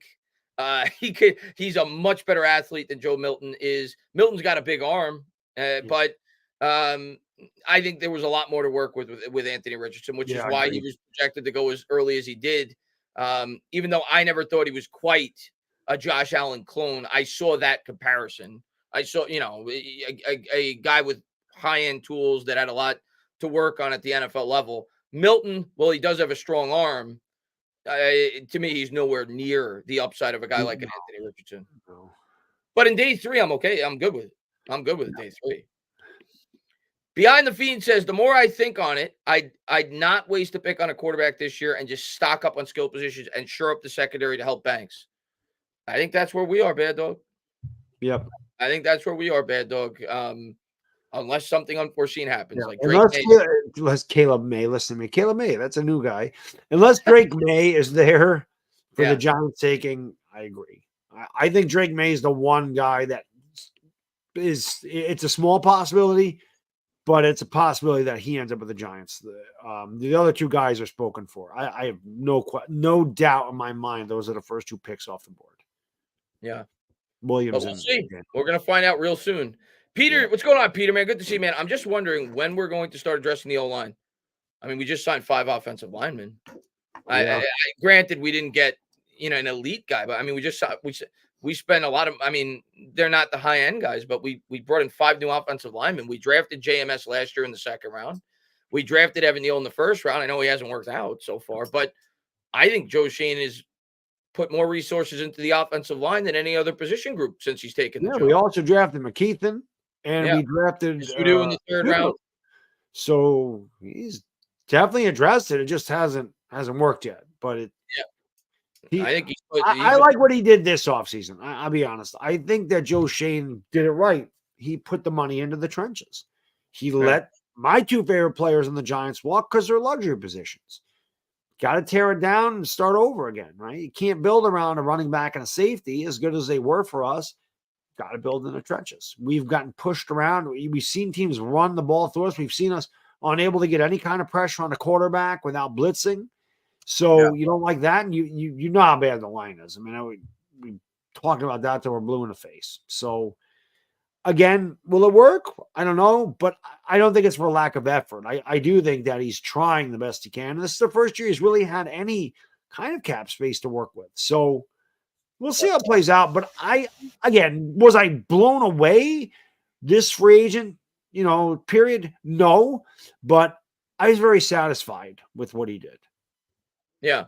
I mean, listen, Pete, I actually disagree with you. I mean, I get maybe you're saying we should draft another 1st round lineman, even though I think you're team quarterback. But I mean, I think Shane's put his resources into both sides of the line. He drafted obviously Kayvon early. He traded for Brian Burns. And he's done, I think, what he can in terms of trying to address the offensive line this offseason. So whether or not it works out, we'll see. And he brought in a new offensive line coach. So we'll see. Hopefully he's a big step up for Bobby Johnson. Well, he has to be. He's Italian, so let's get that. And V-Rock says, I got a super sleeper for the later rounds. Wide receiver Javon Baker. I've heard of him. I have not looked into him. I've heard of him. I've seen people mention him on Twitter a little bit. Unless an opportunity presents itself for the New York Giants, could stay and pick plenty of talent to choose from. I mean, this is a deep wide receiver class, V-Rock. That's all you hear. I think Jeremiah has 20 wide receivers, I think, in like his top 50 players. Like it's a really deep wide receiver class. So Giants are going to add a wide receiver early in this draft, whether it's the 1st round, 2nd round. They're going to add a wide receiver in this draft. And Jason says, I wouldn't mind trading down. Hopefully Shane is talking to the Vikings about a potential trade for that 11 and 23. Brian Thomas in a corner, maybe. Yeah, I mean, that's where if we do trade down, that's where my head's at. Corner and a wide receiver. Or is this crazy? You want to talk about bolstering that the skill positions. If you were to trade down to 11 and let's say Brock Bowers fell, not that I think he will, but if he did, I think the Jets would take him at 10, like I said. What if you ended up with Bowers and a guy like Brian Thomas at 23? Then you're like, okay, we got our supreme weapon there at the tight end. Then you had a nice wide receiver to that core. So there's a lot of options, but you could go corner, you could go line, you could do a lot of things once you trade down into those areas. Quarterback, like Baddog said, at pick 23. There's a lot of options you could do in that spot. Jason Benjamin says, wouldn't mind Milton. Daves could do wonders with. I wouldn't mind Milton in day 3. I wouldn't want him before that. Right. But yeah, I wouldn't mind him day 3. No. backup quarterback, even if all he turns out to be is a backup quarterback, a long-term backup quarterback in today's NFL is worth a 4th or 5th round pick. It is. Look at all the injuries at the position and now what these backup quarterbacks are getting paid. Tyrod Taylor got $9 million a year. Even if you have a good backup quarterback, that's worth a 4th or 5th round pick. Yeah, So, absolutely. so if you like Milton and his tools and you think if you coach him up, there's a chance that he could become something, and at worst case scenario, he's a backup, it's worth the pick in the 4th or 5th round. But I wouldn't take him. But then you'd have to take a quarterback next year. Yeah. His starter. Yeah. But yeah, I wouldn't mind him at all in day 3. Let's see. Hunter Faye says, if Shane drafts a quarterback early, how many more years will he have to build a team in his vision? How long left for Dave's? Also, Baddog, how much can you bench? Well, I'll let you answer that first. My bench sucks because I have really long arms. I don't use a barbell anymore because to me, barbells are dangerous for a number of reasons. Number one, your shoulders are locked in place. You can tear a rotator cuff, a scapula. Not to mention, if you lose the bar, it's landing on you. And number 3, your strong arm can push the bar up. So I like to use dumbbells because that way all your isolator muscles are working. Your stabilizer muscles work. Both arms have to push the same amount to get the weights up. And if you lose the weight, they're going to your side. So it's just much safer. The most I can do is 100-pound dumbbells. So, I can do that about 6 to 8 times. So my bench, but I only weigh 167 pounds. So benching 200 is pretty good, especially at almost 50 years old. My bench is ass. I will say this. I'm one of the few people that could probably curl their body weight. That's probably the strongest things I'm good at are lat pull downs and curling because of long arms. It's leverage. Whereas bench pressing, it's a long range of motion. Guys with long arms don't bench press well. Guys with short arms do, but guys with short arms usually don't curl well because it's leverage. If you ever took a crowbar and pried open a manhole cover, the farther down you go on the crowbar, the easier it is to pry it open because of leverage. If you go up to the middle of the crowbar, you're not going to be able to pry it open as easy. That's why. So bench not good, lat pull down good, curls good, shoulders whatever, they're average, I guess. I don't know, but yeah, my bench is ass. My bench that doesn't sound like ass to me. Hunter Face says it's hard. Some guys can bench 415. I ain't that guy. If you could do 100-pound dumbbells, that's equivalent to probably at least 250, 260 on a traditional bench because it's a lot harder to balance it in 2 separate. I guess. I don't know. Yeah. I actually think it's easier to bench the dumbbells than the barbell. Not for me. Well, not when I used to work out religiously. Not. It was always much harder for me to do the dumbbells because you had to balance it equally. That's what I'm saying. Yeah. But Hunter Face says, if Shane drafts a quarterback early, how many more years will he have to build the team in his vision? How long left for Dave's? I have no idea, Hunter Faye. But for Shane, I think Shane's getting. If I had to guess, I think he's getting at least 5 years personally. If he drafts a quarterback, or if he doesn't, because the way I look at it, Baddog, is let's say we don't draft a quarterback, and let's say they do fire Dable if the team bombs. I don't think they're going to want the GM and head coach on different timelines. So I think that they would give Shane at least 2 more years after that because I think that next head coach would get 2 more years. So I think Shane's getting 5 years if I had to guess right now at a minimum. Hopefully he gets 20 years. That means he's doing a great job. But it's impossible to say, Hunter Faye. It's all dependent year to year, man. You don't know what's going to happen. Injuries. It's too hard to predict, in my opinion. It's too hard to predict. Yeah, but you would think he gets a longer rope if he drafts a quarterback. You would think. Yeah, you would take. You're starting over now. Yeah, that's his. That's really the only thing left for him to start. We talked about it. The 2 players, or is it 3 players? There's how many players? Gettleman, Thomas, and Dexter Lawrence, and there's another guy I miss. Oh, Slayton. I think that's it. Well, Daniel Jones, obviously. I think that's it. I don't know if there's another Gettleman guy on this team. So obviously, when you're going to rebuild or you're starting over, Ojulari. I forget that Ojulari's even on the team because he's never out there. But I do. I think the clock would kind of start over with Shane if they did take a quarterback. So I would say 3 years. I think if you take a quarterback and you haven't gotten better in 3 years, I think that'd be the end of him. Yeah. I think by 3 years you should be able to rebuild with a quarterback and you should be able to build around him. You should be competitive. every Yeah. year at that point. It shouldn't Yeah. be you have one 10-win season, then you have 3 5-win seasons. I think he's getting 5 years either way. If he doesn't take a quarterback or if he does, I think he's getting 5 years. I think he's getting 3 more years. That's Well, that's that's what I what think. I'm saying. 3 years. Yeah, I think he's getting three additional years from that. Yeah, what he's that's what I 5 mean. years Yeah. total. Yeah. Yeah. Yep. Country New Yorker says North Carolina reunion. Jones pick six. May pick six. It's possible. I mean, if you, I don't. May ain't going 6. Even if you don't go 3 and the Giants get him, he ain't going 6. Giants aren't going to wait till 6 to hope he Giants gets. would jump up there and They're going to jump trade up and with get him. Arizona. They would trade with Arizona. And Nerve Swag says, I can't wait until the Giants are respectable. You and me both, man. People are clowning on us. Our best player leaves for our rivals. I'm sick. I get it, Nerve Swag, and I get it, man. It's definitely disappointing to see Barkley. Like none of us would have pictured Barkley 2-3 years into his career ever wearing Eagles green, or we didn't want to at least picture it. It's the NFL. That's the way it is now. Money, free agency, everything else. But yeah, it's sick. But at the same time, Nerve Swag, the position that I took on that, and I'm not going to kill the guy because the Giants never wanted to pay him. The Eagles gave him more than I think any team was willing to give. He got a lot for a guy that's a 27-year-old running back. With an injury history. Yeah, I'm not going to wish him good luck because he's on the Eagles. I hate him now. But I'm not I didn't lose sleep over it either way. Like I thought it was the right decision. Like if the Giants, like I always wanted Barkley back the year before if they could have came to a common agreement, which apparently they couldn't based off of what I thought was a responsible extension.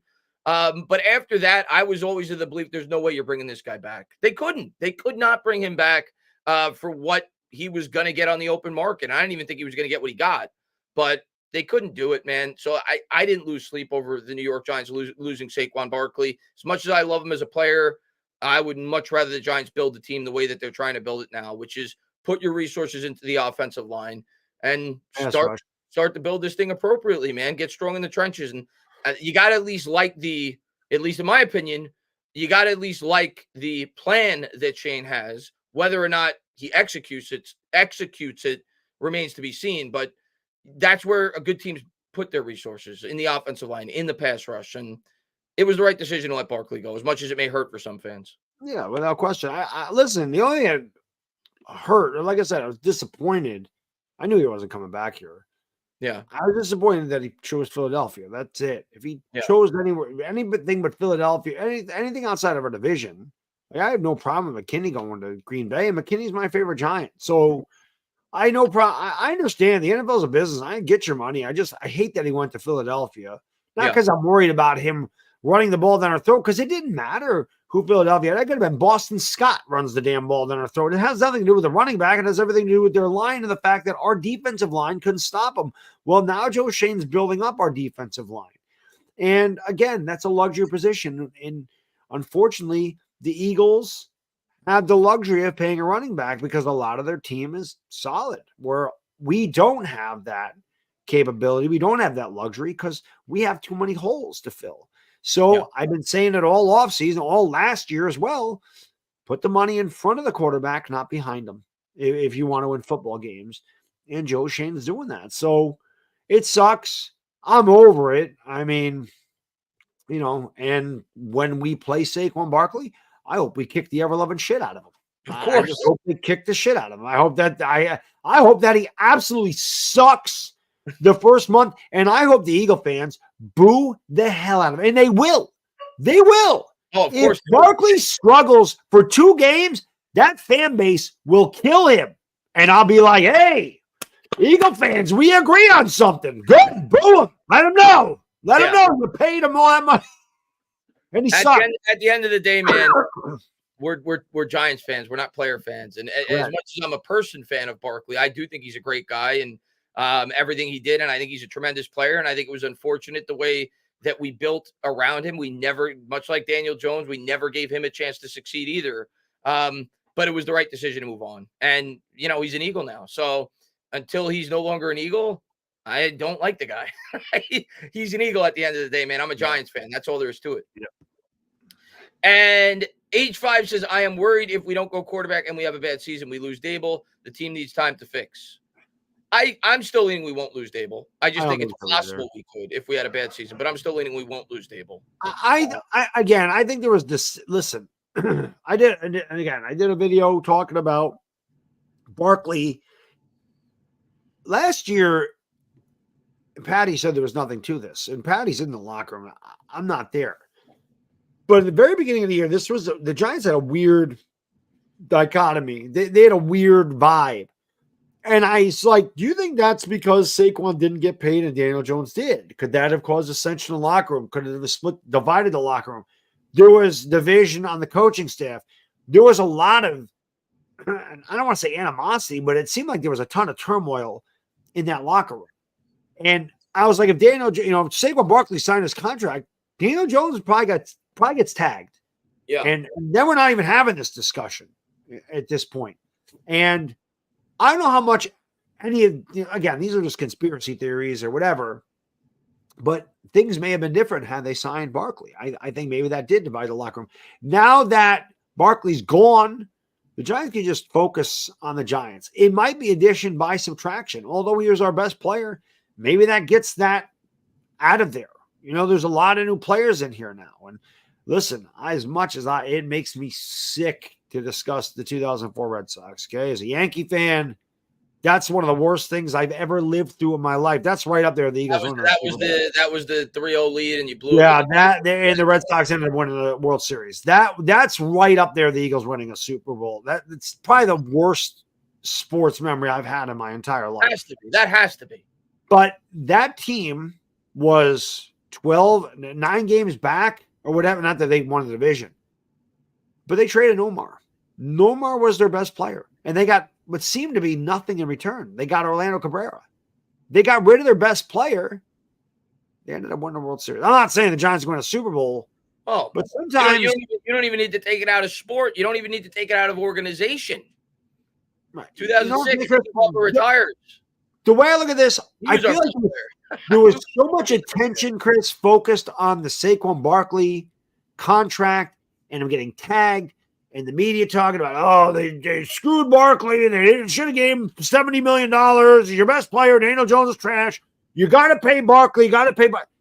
And again, I don't know how much of this gets in the locker room, how much these players, but you hear it. You hear this stuff. Yeah. So, listen, at the end of the day, if the players, and it is what it is, we've moved on now.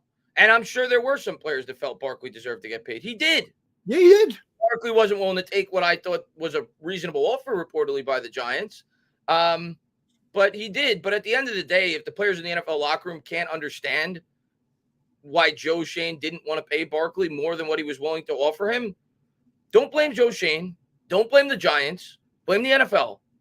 The entire league does not want to pay running backs. Right. The entire league. This is not a Giants problem.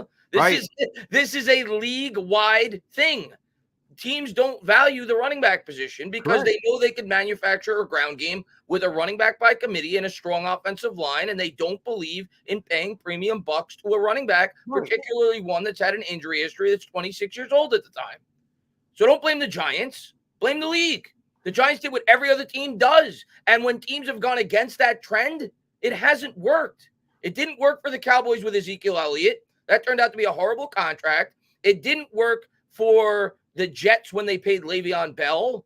It didn't, there's Todd Gurley when the Rams gave him a contract. So it's the league. Let me ask you this.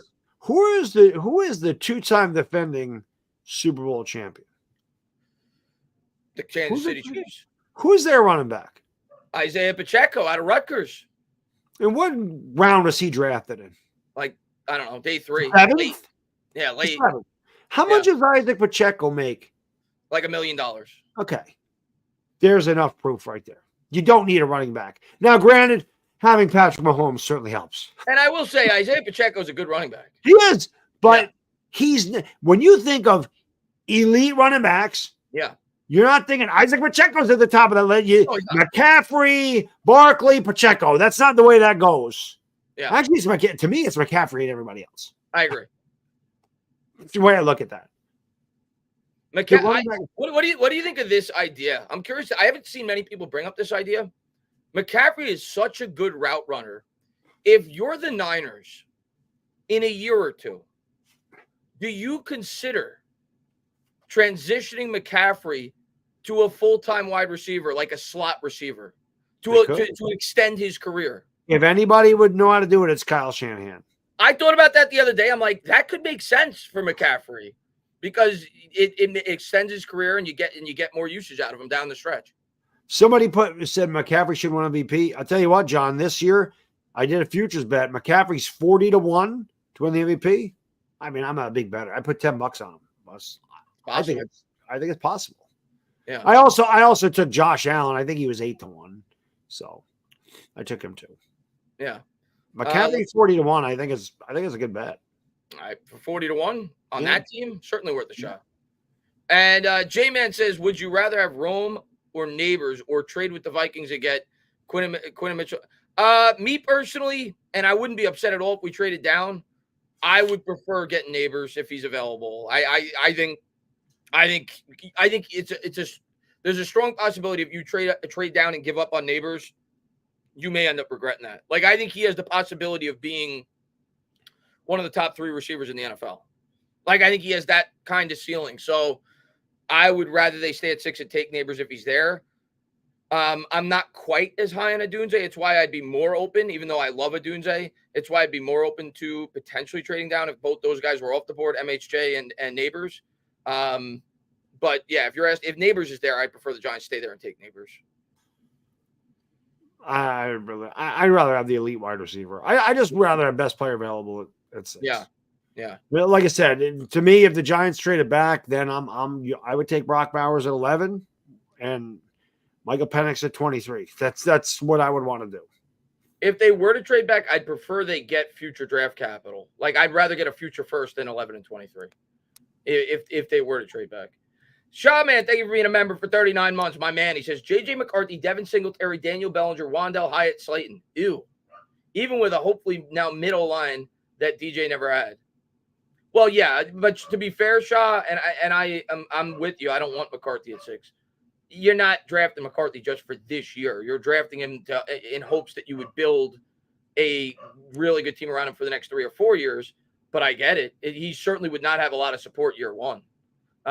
So I get it, man. And I'd be scared to throw him in there early in next year if you don't end up drafting a guy like Neighbors and your offensive line is a makeshift offensive line. They've never played together before. I get it. I think there's legitimate concerns there.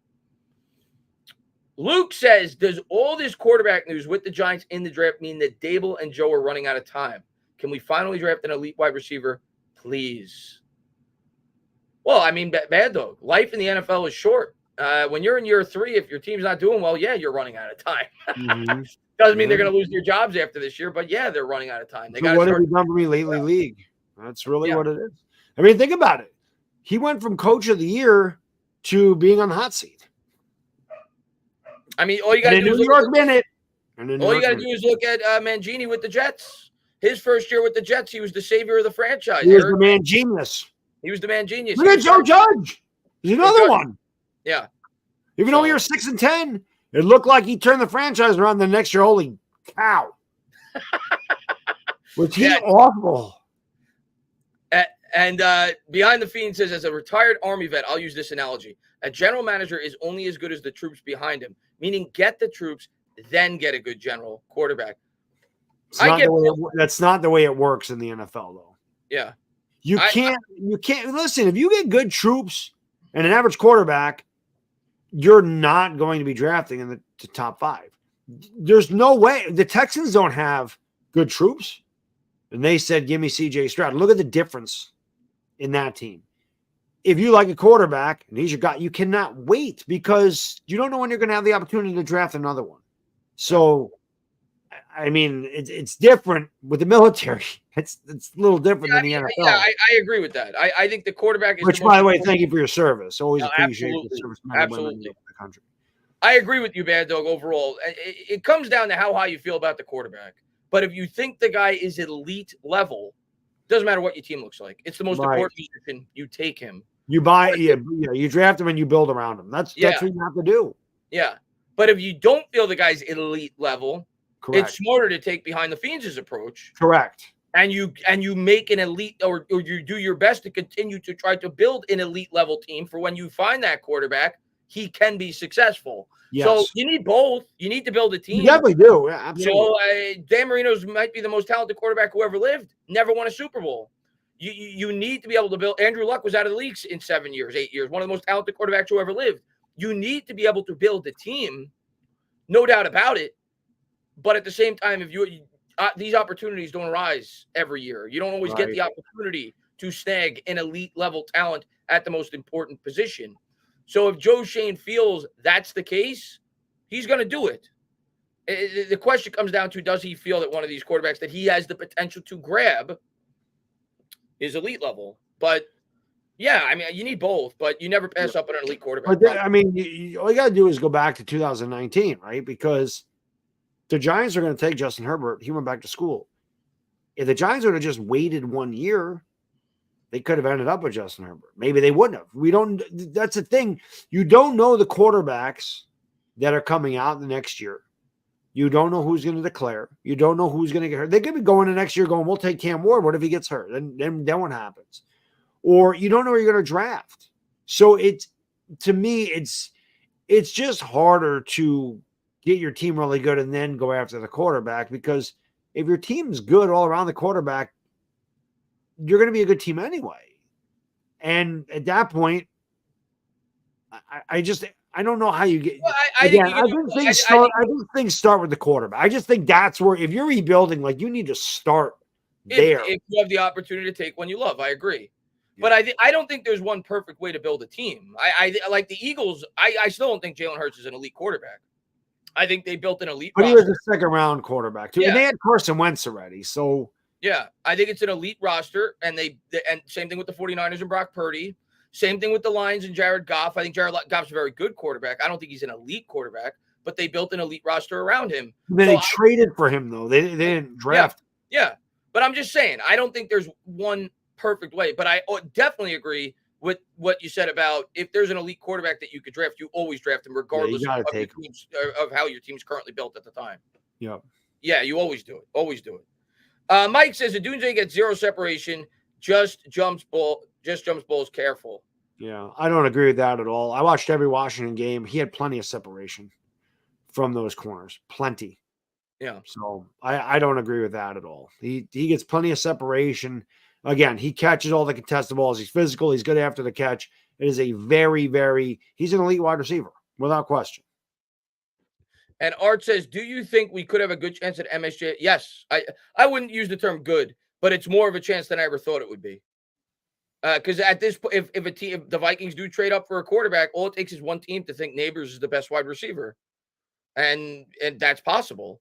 And yeah, so I think there's a chance. I wouldn't use the term good, but there's a chance. And I wouldn't have thought there was a chance 2 or 3 weeks ago. Independent says Shane just signed another depth. Yeah, listen, the more the merrier. The more the merrier. So I like that, man. Get as much competition as you can. Hopefully he fills that void left by Matt Parrott, who never filled it to begin with as a swing tackle. But yeah, get as much competition as you can. Do you want Shane to sign a draft guard, you meant to say, in the draft? If so, who would you like? You've talked about BB. It depends on the round where you're drafting them, but my answer to you is yes. I would, whether it's a guard or a tackle, I would like at least one lineman in this draft. Yes, I always want to leave a draft with at least one offensive lineman. That's how I feel. You can never have enough quality depth at that position. Someone said Neighbors is a burner. Neighbors and Odunze run the same 40. So I don't know where the he might be shiftier than Odunze, but they run the same 40. Neighbors does not run like a 4.3. He's not that guy. He's 4.4, 4.45. That's exactly where Rome Odunze is. So yeah, it depends on what the Giants want. It really does. It's just, again, I have no problem with him taking Malik Neighbors. I'm not gonna have a fit about that. I'd be very happy with him. Yeah, he's a tremendous prospect. Yeah. He'd be a top 5 prospect in almost any draft class. Like, that's how good he is, I think. Peter, he says sarcasm. And then he gave the definition of sarcasm. Sarcasm is the use of irony to mock or convey at contempt. So you meant you were being sarcastic about the album. I didn't pick up on the sarcasm, Pete. My mistake. Well, it's hard to pick up sarcasm in a text. Yeah, my mistake, Pete. But yeah, so yeah. I got to run to the bathroom. I'll be right back. Yeah. we're almost done today. I'm just catching up with the rest of the chat. Appreciate all you guys for being here. And Tuto says, massive salute to Tana and Baddog and all the diehard Giants fans in America. Greetings from Team Italy. Please slap all the stinky boys and losers out the door. I appreciate you for being here, Tuto, and let's hope we start slapping the Eagles out the door. We started to do it last year. John says, what are the odds we take a quarterback in any round? What round would you draft a running back? I wouldn't take a running back until day 3 at all. As far as I think it's 80%. I would say I think it's very likely we're going to draft a quarterback at some point. I would go as high as 80%. I just think it's much less than 50% we take one day one, at least with pick 6 or earlier than pick 6. But in the draft, I would say 80%. At least I think at some point we're taking a quarterback. Where it's going to be, I don't know. Could be around 1, could be around 5. I don't know. Bill, man, thank you for being a member. He says, I would love Bowers. Chris likes his 300-pound lineman, and I love the tight ends. I like tight ends, too. I just don't want Bowers at 6, Bill. But I would love Bowers in a trade-down scenario at 11. I would love it. Welcome it with open arms, man. Bill L says, sidetrack, your thoughts on the Ohtani story. I must have missed that. What happened? I missed it, too. Somebody mentioned that to me today at work. They said, because I said something about doing a video, they're like, you did it on Ohtani? So I have no idea what. Oh, I just looked it up as you were talking. And again, I don't have time to look into the details of it, but Dodgers fire Shohei Ohtani's interpreter amid allegation of massive theft. Oh, yeah, I see that. So his interpreter was stealing from him? Is that what the story is? That's crazy if that's true. That's wild. It is wild. Yeah, it says Shohei Ohtani realized his interpreter was stealing from him. I don't know why that has anything to do with him being banned. Why Shohei would be banned? Maybe he means the interpreter. I don't know, but yeah, yeah, I'm sure he's gone. Yeah. Gambling risk. They're saying. I'll look into it after the stream, but Shohei Ohtani's reps request law enforcement investigation over alleged theft. J-Man says Javon Baker hit a woman and is a thug. Cowboys second round. Yeah, they tend to go after those players. They like those guys. And Rich says, if the medicals are clean on Penix, how much does that push him up in the draft? Do you guys think him, and where do you think the Giants would take him? I've been consistent with where I think Penix is going to go. Medicals are not. I understand Baddog's perspective on it. I still think teams are going to be scared off of drafting him very high in the draft, due in large part to his injury history. Medicals are not how they check out. I think Penix is going in the second round or very late first. I think he's going to go very late day 1, early to mid day 2. That's where I have Penix, regardless of the medicals checking out. Yeah, and a lot of it does have to do with his injury history. And I think some of it may have to do a little bit with his age. And he's not necessarily, at least in my opinion, the prototypical modern-day quarterback. I think people underrate his mobility to an extent. I think he is more mobile than some people realize. But he's less mobile than the average quarterback in today's game that gets drafted early. Like McCarthy has more mobility. I think all the quarterbacks that are going to be going early, and the top 4 quarterbacks are more of a threat with their legs. And in today's game, I think teams look for that. Not necessarily a run-first quarterback, but a guy that has the capability of taking off and running with it. So for a variety of things, I view him as a late day 1, early to mid day 2 prospect. His medicals were clear at the combine. He was He was the best quarterback at the combine. He was. I agree. Penix is not a scrambler. Like, he's not going to take off. He's not going to be a guy that gets you 70 rushing yards. He's not a Jaden Daniels. He's not athletic like that. But again, his accuracy, his arm strength are ridiculous. He's very poised in the pocket. He can maneuver within the pocket, which is, Tom Brady couldn't run to save his life, but he could get away from a sack. Penix does that. Penix is also a leader. You go watch Penix in any game. He doesn't mind going to his teammates and getting in their face and everything else. As far as his age goes, I don't know when 24 became old. I wish I was 24 again. All that means to me is that he's NFL ready because of collegiate experience. And if Michael Penix ends up being a quarterback for a team for 15 years, I don't think it's going to hurt somebody's feelings if he retired at 39 and they didn't get 18 years out of him because he wasn't 21. But I tend to agree with Chris. I think Penix is a late first day one pick.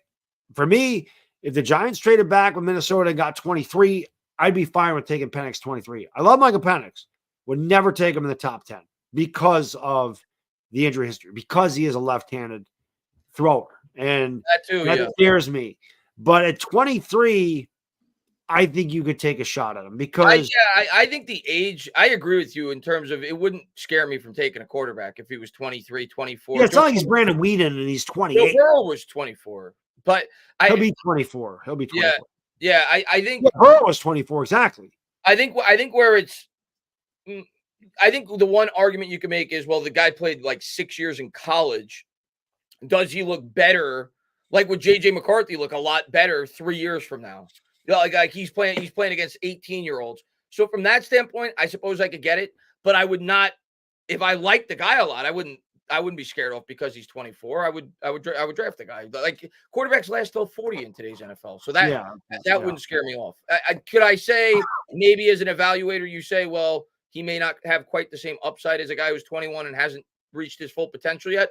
I think there's an argument to be had there, but it wouldn't scare me off from drafting him. I agree with you on that. Gavin says Motor is better than Barkley, more productive. Money value equals positional value. This is an upgrade. Shane signed Motor because they didn't even negotiate with Barkley. Shane's going with I don't think he's better than Barkley. I'm assuming you're referring to what's his name? The running back we brought in. Singletary. I'm assuming I guess that's his nickname. I don't think he's better than Barkley, but I think building the offensive line more and having a running back by committee approach. And he's durable. Yeah, it could definitely produce better results long-term in terms of the ground game. I don't think as an individual player, he's better. Cy Guy says, I'm hoping Shane and his scouts have a day 3 quarterback to pick and develop. I don't feel good about any of these. Well, if they don't go quarterback round 1 or 2, I think there's a good chance they will have a quarterback to pick and develop. Just don't know which quarterback it is.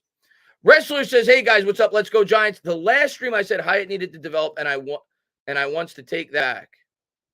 What do you want to take back? I do think he needs to develop. Yeah. So I agree with you. Yeah, I do too. He could turn out to be good, but he's far from a sure thing. I mean, he's still a guy that he was thought to have a limited route tree coming in. Probably not all his fault. The quarterbacks didn't throw the ball down the field last year. The offensive line didn't block, but you know, he's still got a lot more developing to do. He's far from a foregone conclusion. And E. York says, got an idea. Patriots trade down twice.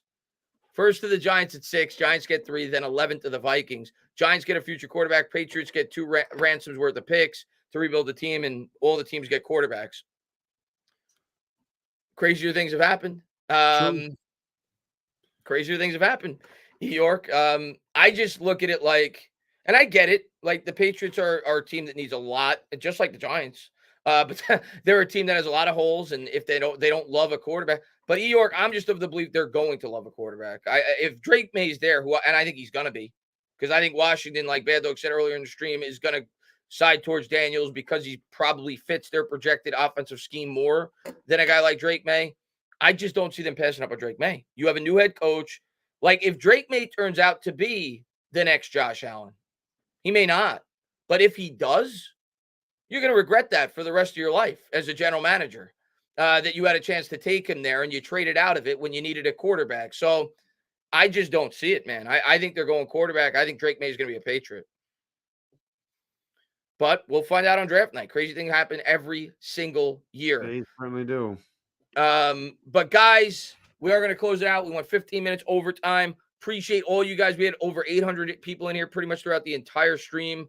Love you guys. We're going to be live next week on Bad Dogs. I don't know the Lakers schedule. Probably Thursday, if not Friday, Wednesday. Thursday, probably. Thursday. We'll make it work.